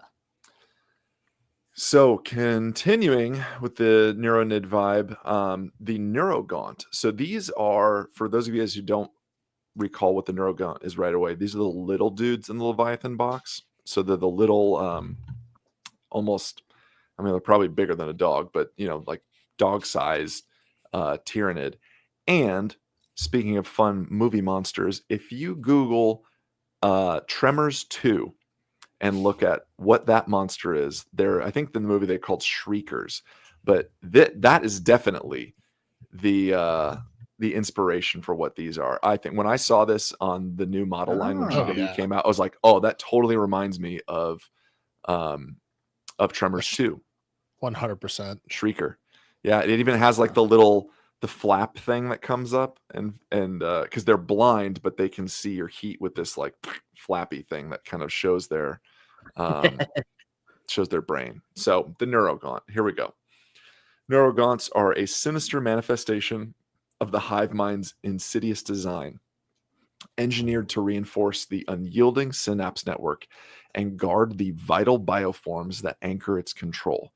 These gaunts are living conduits, their very existence sacrificed to serve the Tyranid swarm's vast predatory intelligence.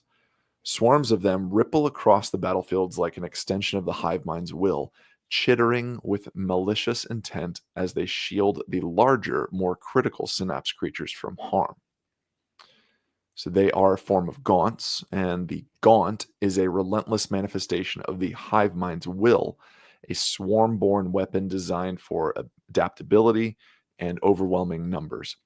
Though smaller and less physically imposing than many other Tyranid bioforms, the gaunt is no less deadly. Gaunts are fully mutable, with their forms endlessly altered by the hive mind to suit the specific needs of an invasion.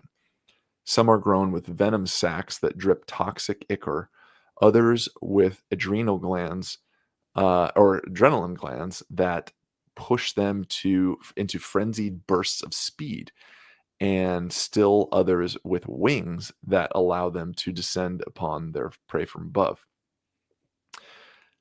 Bizarre bioweapon symbiotes, such as the feared spike rifle, are grafted onto the sinewy forms, turning even the most basic gaunt into a lethal extension of the hive mind's predation. And when we talk about the spike rifle sounds like an actual metal gun. It is not. It is very much a bioform that is shooting out littler bioforms. In battle, gaunts are the expendable front line, a seething ocean of clawed horrors unleashed in unimaginable numbers. They are not just a weapon, they are a strategy. Ooh, I love that line. I'm going to read that again because that just feels like Gaunts, the movie. They are not just a weapon, they are a strategy. During the initial stages of a Tyranid planetary invasion, billions of gaunts are deployed in relentless waves, creating a living tide that engulfs all in its path.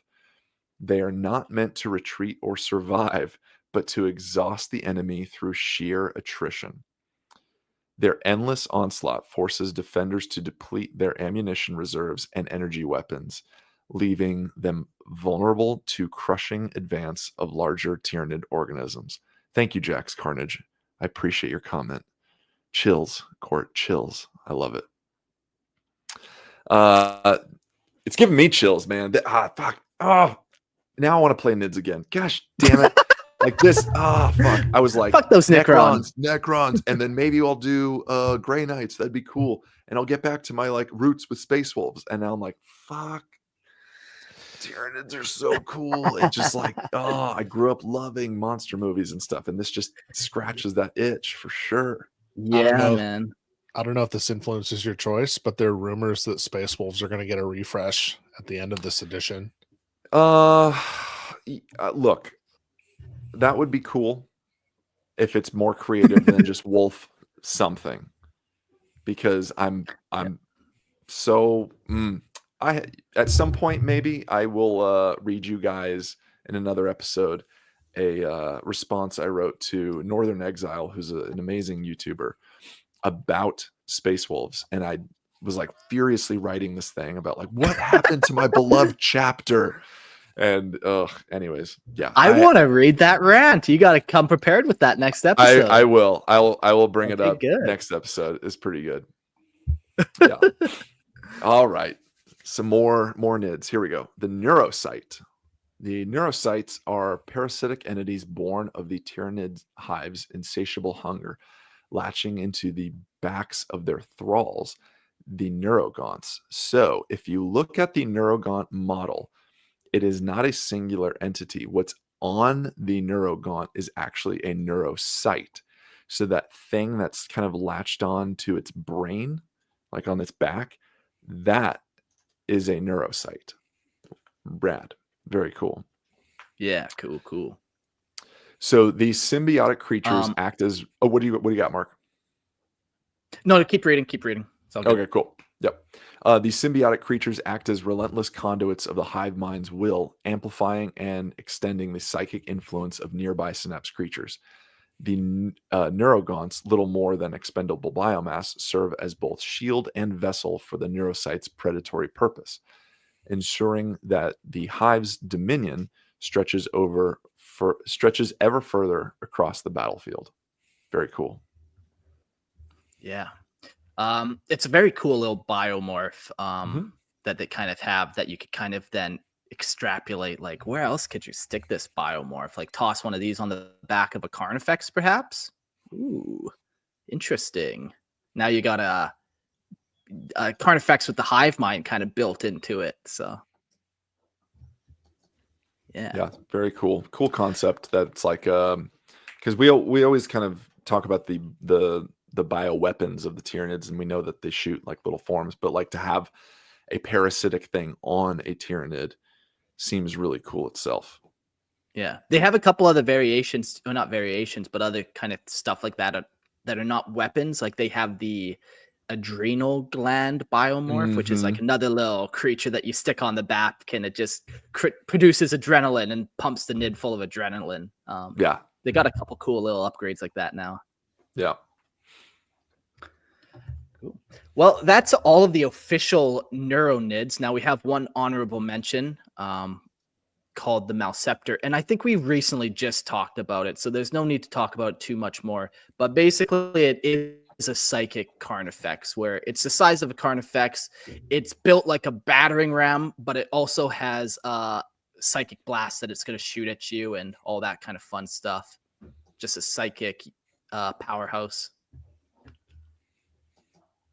Yeah, it's a cool model. It's big and tanky. Yeah, with the brain exposed. One of my favorite models of the Tyranids, actually. I love it. I don't think I see it a lot on the table, though. It's a rare kit. I think it's online only from GW. Oh, and so like it's hard to find locally in stores unless you're like ordering it online, then getting it sent to one of the Warhammer stores. But I'm pretty sure that's why. It's not popular enough, so they just don't stock it, type thing. I was going to say there's a couple local stores that just popped up that have it. No, it's not. Oh, yeah, but it is an online. No, it's online only. Well, gotcha. There's one. There's one at a store in Phoenix. I'm looking at it. It says it's in stock there. So is it Old World? Gotcha. It is not. Is it Old World? It is not Old World. Okay. Well, if you go on GW's website, it says online only. Online only. Yeah. And we don't argue with GW. Not once have we ever done that. Never. No. They are all knowing. It's their IP. They can do whatever they want with it. Yeah. Cool. So the last little part, I'm going to just quickly summarize. I have 4 paragraphs written, but let's just condense that down so we can get to some call-ins. I dropped a link in the chat, so if you want to call in and talk about Neuro-nids, that link is now there. The last little part I had was just spreading across the fleet, and I think we kind of got the concept of the hive mind and how it's connected back to everything else, and how the Tyranid fleet, like, while it is made up of many organisms, it is still one organism, essentially. So once that knowledge is out there, it's out there and across all the fleets. Yep. Collective and singular. Yep. Boom. Melded in perfect harmony. Yeah, I really like the Neuro-nids. You know, there's many conversations that we've had where it's just like, why not make it so all Tyranids are like able to access the hive mind? Like, and then, you know, people are like, well, maybe it costs more time, or maybe it's a waste of resources, or whatever the case may be. There's a couple good answers like that. But the hive mind has learned now that we know to shoot the big ones first. We know to shoot those synapse creatures. So then you still need to have synapse creatures. So how do you do that? Well, you make everything a synapse creature. And eventually, you know, maybe they'll stop shooting the big ones, and then you can put them back to being the synapse creatures. Or you know, there's a couple here like the Norn Queen or the Neurolictor. the Norn emissary or the Neurolictor, where it's like you have these vanguard Tyranid almost, or these soul infiltrators, where now they have access to the hive mind, which could be just as fucking dangerous. And like, once again, it's that information relay where that Neurolictor is just eating the commander's brain and transferred now the command codes to the hive fleet. And now, on the other side of the planet, a Tyranid has now unlocked a door somewhere, or whatever that may look like. It's terrifying. It's so cool. Yeah. Yeah, so the Neuro-nids are interesting. Like, and now we also have, like, we were talking about that neurosite, the where it's basically like an upgrade biomorph. Where now let's make some psychic fucking carnifexes or some psychic. I don't know. Name another cool unit that's not already like that. It just opens up this like whole new wave of psychic ability to counteract some of the big downfalls of Tyranids, where you just shoot the big ones and then you might be able to mop up the little guys afterwards. Mm-hmm. And I think that's less Logan, you can definitely speak to this because you've played more editions of 40K, but now it's not as damning when you take one of those out. Like, it still sucks a little bit, but it's not like a linchpin in the full army on the table, right? Yeah, in the games that I played, it feels like it's more of like, oh no, I have to take a morale test now. Where in other editions, it's like, oh, it might not. Yeah, I'm not charging. Yeah, it might not charge. It might not work. You might not get to play this game. Or now it's like, oh, woo. And that's one thing I really don't like about 10th edition is they took a lot of rules that have been long standing and super cool.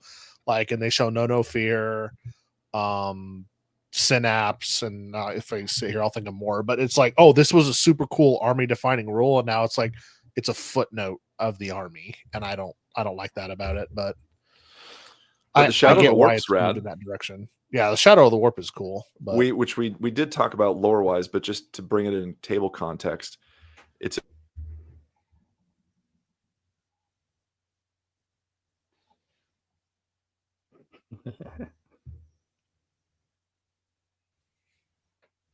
I wonder if his internet went out. Is it his turn for the internet to go out?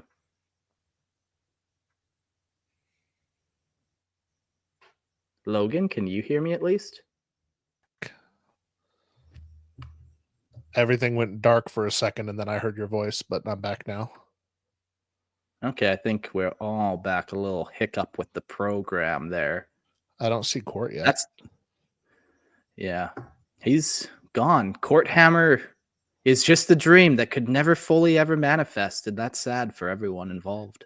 The age of Court Hammer is over. Long live the age of Logan Hammer. Well, let's get to a call-ins. We have Fuzz here, and I got some questions that we can walk through in some chats. So give me a nod, Fuzz. You're ready, it looks like. Hey, and welcome to the show. Thanks for having me on. Can y'all hear me okay? Yes, yeah, sir. You sound perfect. Awesome. Cool. I'm trying a new microphone, so I want to make sure it was working right. Perfect. No, you're coming in crisp, worth however many dollars you spent on it. So excellent. So what's your off the top vibe of the Neuro-nids? So, well, there's a few things.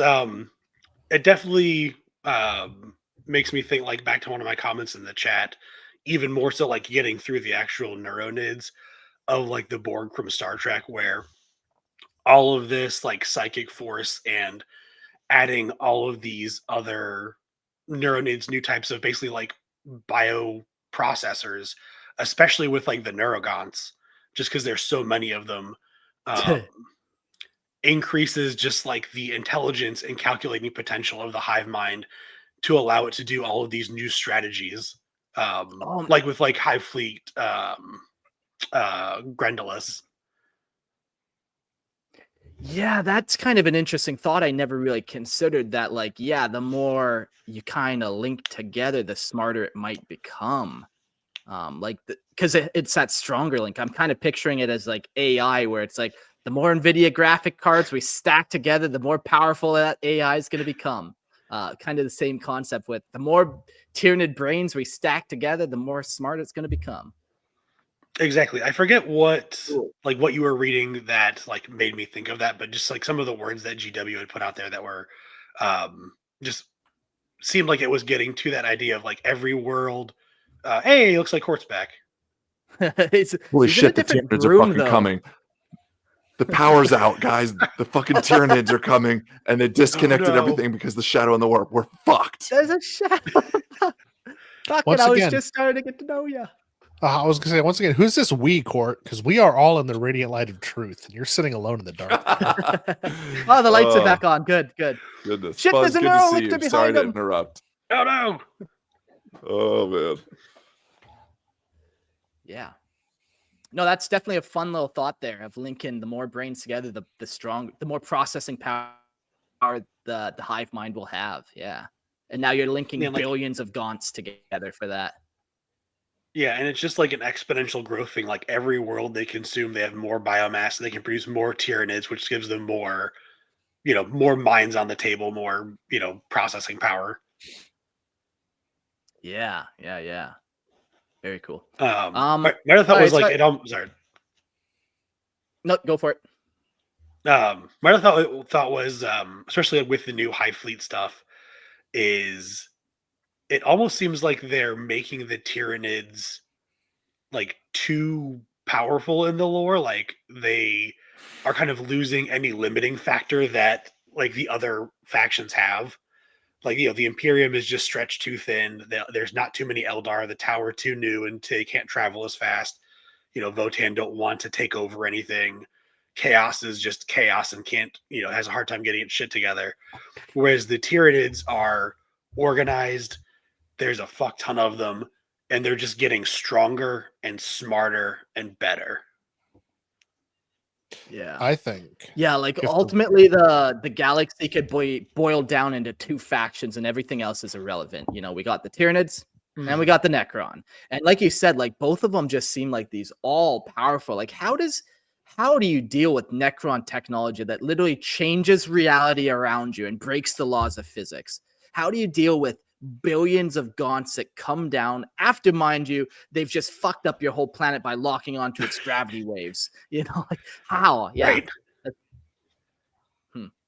It's cool to see, though. I think you're right, Fuzz. Like they've made this almost like an unstoppable, unkillable thing, and in some ways, because they're emotionless, like we talked about, they have character in some sense. There's some character vibe, but they don't have a big personality, so you can make them the big bad that things can unite behind, like we talked about with the solar blades.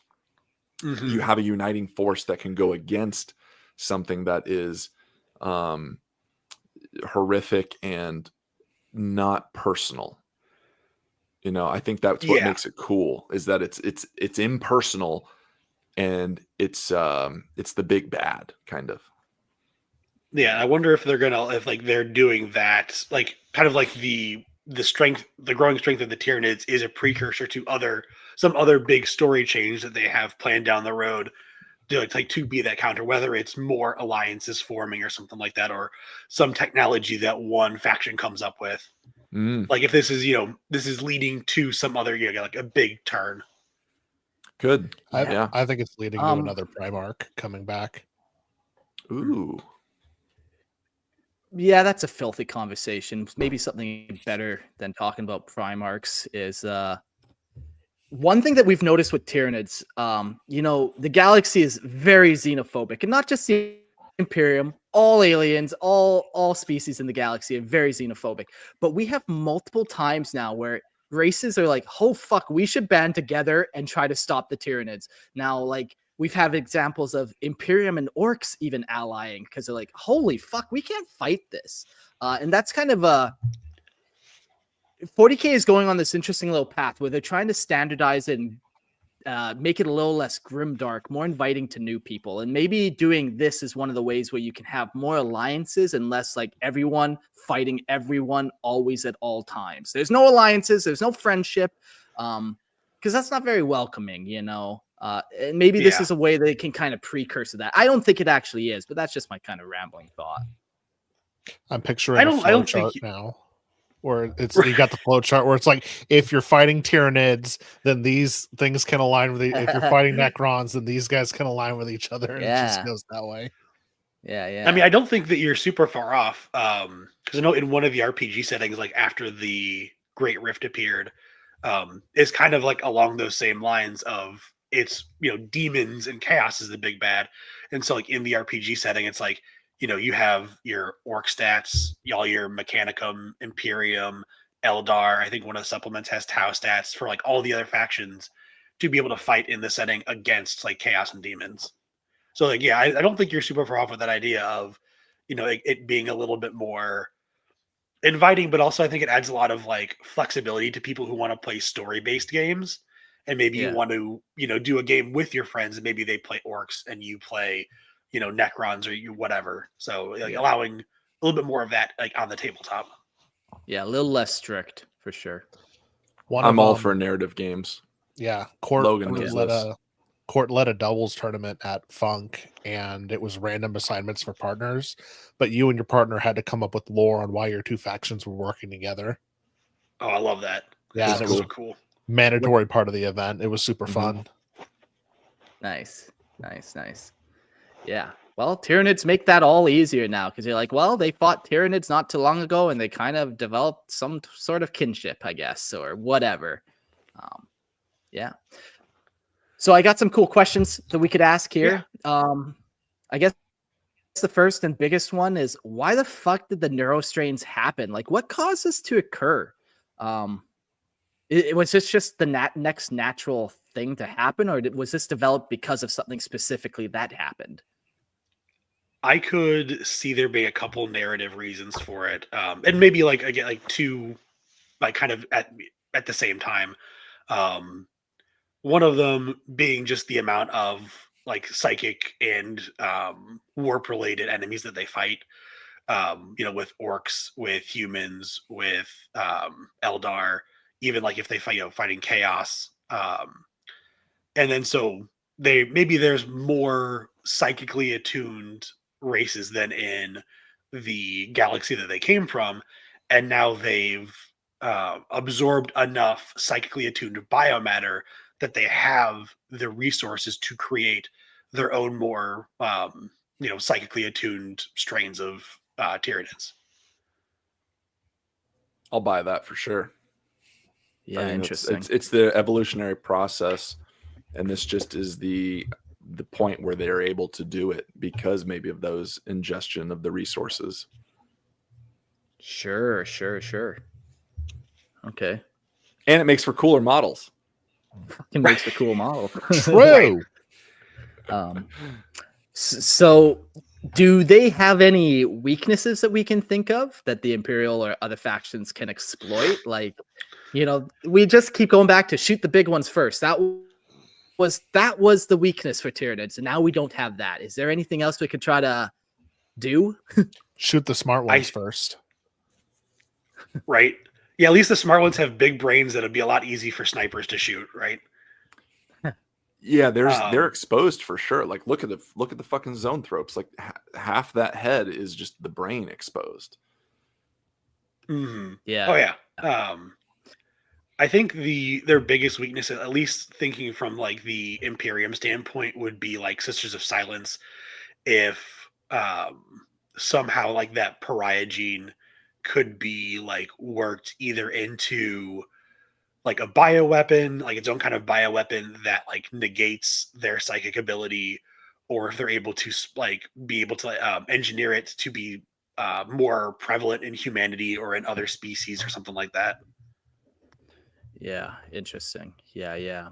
Like that'd have to be such a crazy powerful weapon, like to cut through all the chaff and noise of the Tyranids to then be able to kind of like separate them off from the hive mind. But that's a cool concept. Yeah. The other thing would be like some form of technology. Like I know like the Votan have some like psychically amplifying technology that they've developed. Maybe they could kind of reverse the polarity to some psychically dampening technology. Sure. And then they kind of just go back into the stalemate kind of. Yeah. Okay. Like you got to do stuff. You know, you got to come up with new technology for sure. It's not just like a simple new hack that we can come up with to defeat these guys. Yeah. Yeah, they definitely have to be. I mean, obviously, keep your strategies of, you know, kill the big ones, kill the dangerous ones, but yeah, definitely have to add more anti, you know, psyker strategy into there. Yeah. Cool. We got a couple more questions, but I think we'll save them for Purge. Fuzz, do you got any other thoughts there before we let you go? No, thanks again for having me on. I love talking to you guys. For anyone listening, join the Imperial Tithe, join the Discord. It's a lot of fun and absolutely worth it. Y'all have a good night. Yeah. Thanks, Fuzz. See you on the next one. All right. Purge, I can't see if you're ready, but I'm just going to throw you into the wolves and see what happens. Hey, welcome to the show. I mean, that's this normal routine is. Are you ready? All right, you're on. You're on. No more are you good ready? then. Just put him in. Yeah, at least You'll I be get like a second warning, or you know, fine. maybe 5 at the most. Cool. Well, I got some questions specifically for you and no one else. What do you think about the new Neuro-nids? Are they like a specialized tool for a more concentrated application of psychic suppression? Or are they a testing of what could be the new standard Tyranid? Like, did they deploy these guys specifically against Eldar now to really dampen their abilities? Or is this kind of just they deploy them against everyone? I think it would start with a specific enemy if we're gonna go with the Eldar, but if it's fruitful, then it would get widespread.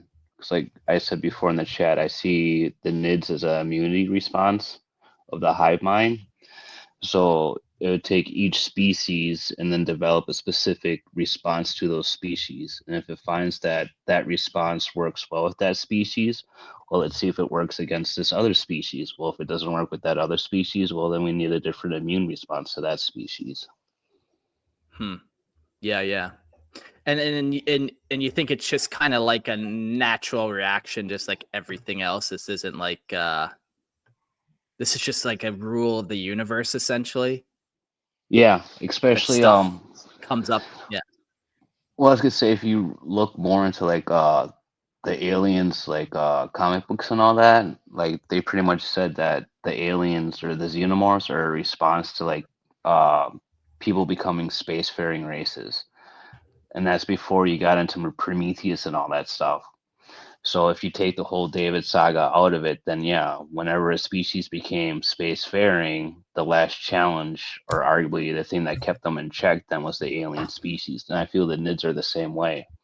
Where if you could go into any galaxy, it doesn't matter what galaxy it is. Like we only see the Milky Way galaxy, but let's say there's this other galaxy, thousands and 10 million thousands of light years away.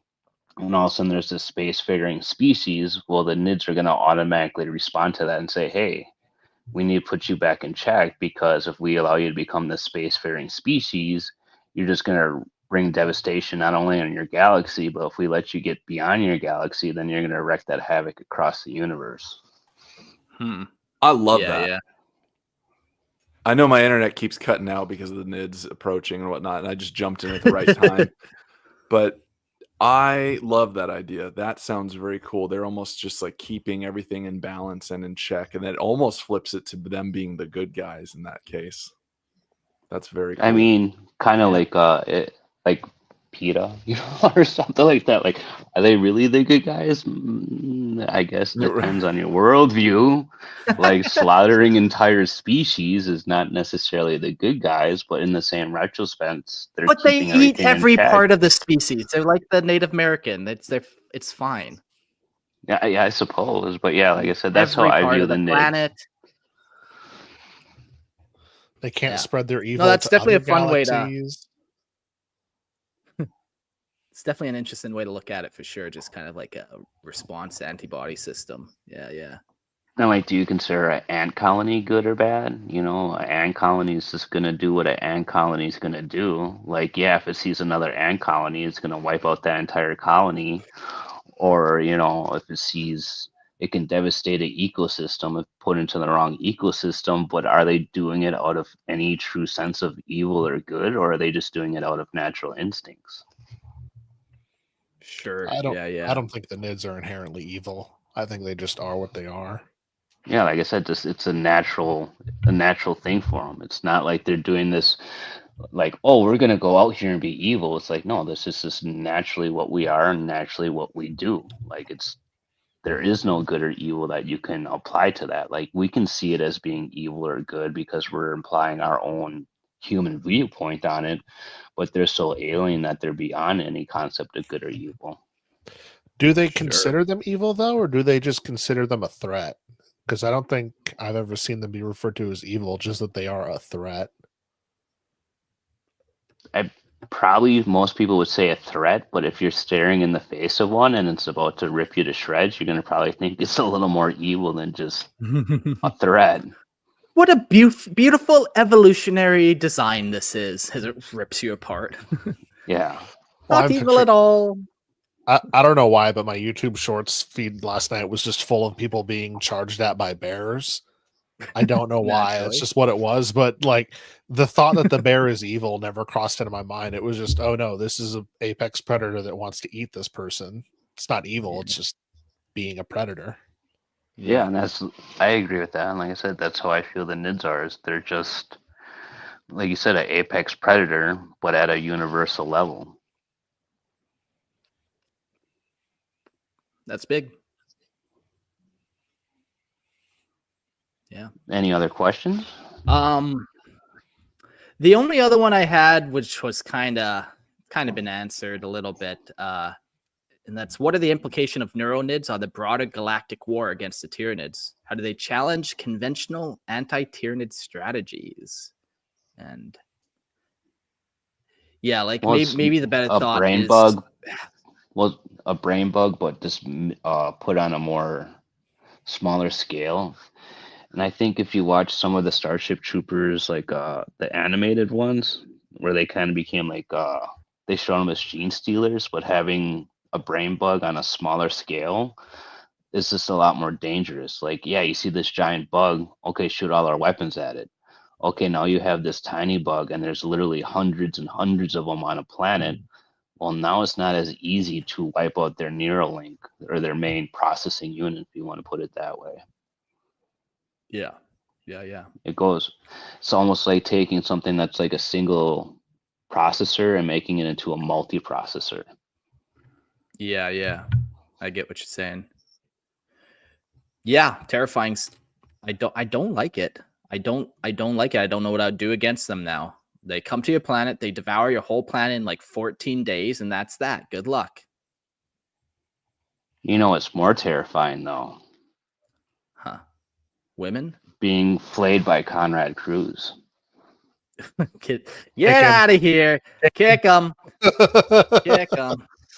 Didn't even get a second, but you actually kicked him. Out of here. Yeah. I guess the final thought I had for this podcast, and you guys can give your final thoughts, was I feel like this whole kind of Neuro-nid things, when you look at the grand picture of the fourth Tyrannic War, we have the two tendrils that their point was to go up, and then everything in between the two tendrils were to be blanked out. But also, like, I imagine the psychic connection between the two tendrils is pretty good. I feel like it's all about more isolation and reinforcing the Tyranids' kind of like connection to each other. So you get this huge kind of blank spot that's super sensitive for the Nids, and then you get this third fleet that kind of comes in and really takes advantage of all the shadow of the warp and all the extra connectivity-ness of it all, because it's in between these kind of two fleets, and then it slowly evolves into this. I was going to say, I wonder if it makes them more efficient, the ones that are already there, when the neuro tendril is in the middle of them, if they become more efficient then. Yeah, and maybe that's what happened. It kind of then branches out to those other ones where it really just reinforces everything. But be interesting. That's kind of what I got out of this, like reading the fourth Tyrannic War. It's just kind of that was the flow of it where, yeah, but that's just my opinion. What are your guys' final thoughts on this Neuro-nid episode before we close it off? I like the Neuro-nids. And since we talked about they kind of feel anger and they're thinking a little bit more, not a popular thing, but I would like to see a smarter Nid, one that can talk and negotiate about things. I think it would be cool from a story perspective. Add another layer of depth to it beyond just it just wants to consume. Maybe get a little bit more background with them if one of them can talk to us. I think it'd be fun. I think this paves the way for it. I like that idea in theory if we match it up with Independence Day. So we're really just fucking septa nerding at this point. But No, that's not nerding. That's a manly movie. No nerding. Oh, on that one. okay. How dare you? That is a national treasure, sir. Welcome to Earth. Yeah. And then you get Chris Rock slapped by Will Smith by an alien. Anyway, in that movie, there's that scene where the scientist guy gets like the cord wrapped around his neck or like the tendril thing and whatnot, and Bill Pullman's like because they're psychically going into his head, very Tyranid-esque, right? And they do communicate. They communicated with him, and he's like, oh my god, I saw what they're planning to do, like, and they're just planning to kill everything like that. If that's the communication that they have, I'm fine with it. I don't want a fucking Tyranid that can shake a hand and be like, look, man, I'm glad we can come to terms on this battle. Maybe we should just end it for both of us. No. If this is going to communicate, like, and in that scene, he like chokes the dude and he's like controlling him, making him say like, release me and all that. That's cool. Yes, I will go with you to the very fires of Mount Doom, Logan, if that's what you're talking about. However, if you're talking about something that can negotiate and discuss and communicate openly with a space marine, good day to you, sir. I say good day. Good day. It's okay, Court. You could be wrong. Ah! I'm not above booting hosts as well, just so everyone's aware. Is that why Court's been having trouble? You've been trolling him this whole time. And you're just him. He's getting back in. You're like, you weren't funny enough this episode. Boop, boop, boop. Oh man. Yeah. Like I definitely like you tap into the hive mind, and now all you feel is hunger and hatred. Oof, don't like that. Mm-hmm. Yeah. Well, despite what Logan says, I thought this was a fantastic episode. I learned, I laughed, and you know what? I got to boot somebody, which is always pleasurable for me. So this was a great episode. Yeah.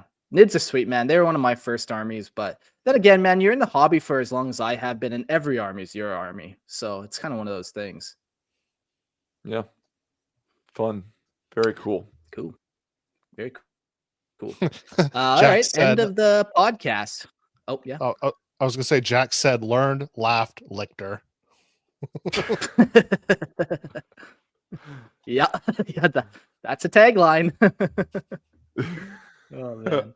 All right. Well, we're closing this one off. Come check out me on Lorehammer Listen to Lore podcast. I will read your homebrew lore, and I will give you some feedback. It's usually very positive because all you guys are such great authors when you use ChatGPT. So keep sending me in your homebrew listener lore, and I'm going to keep reading it over on Lorehammer Listener Lore.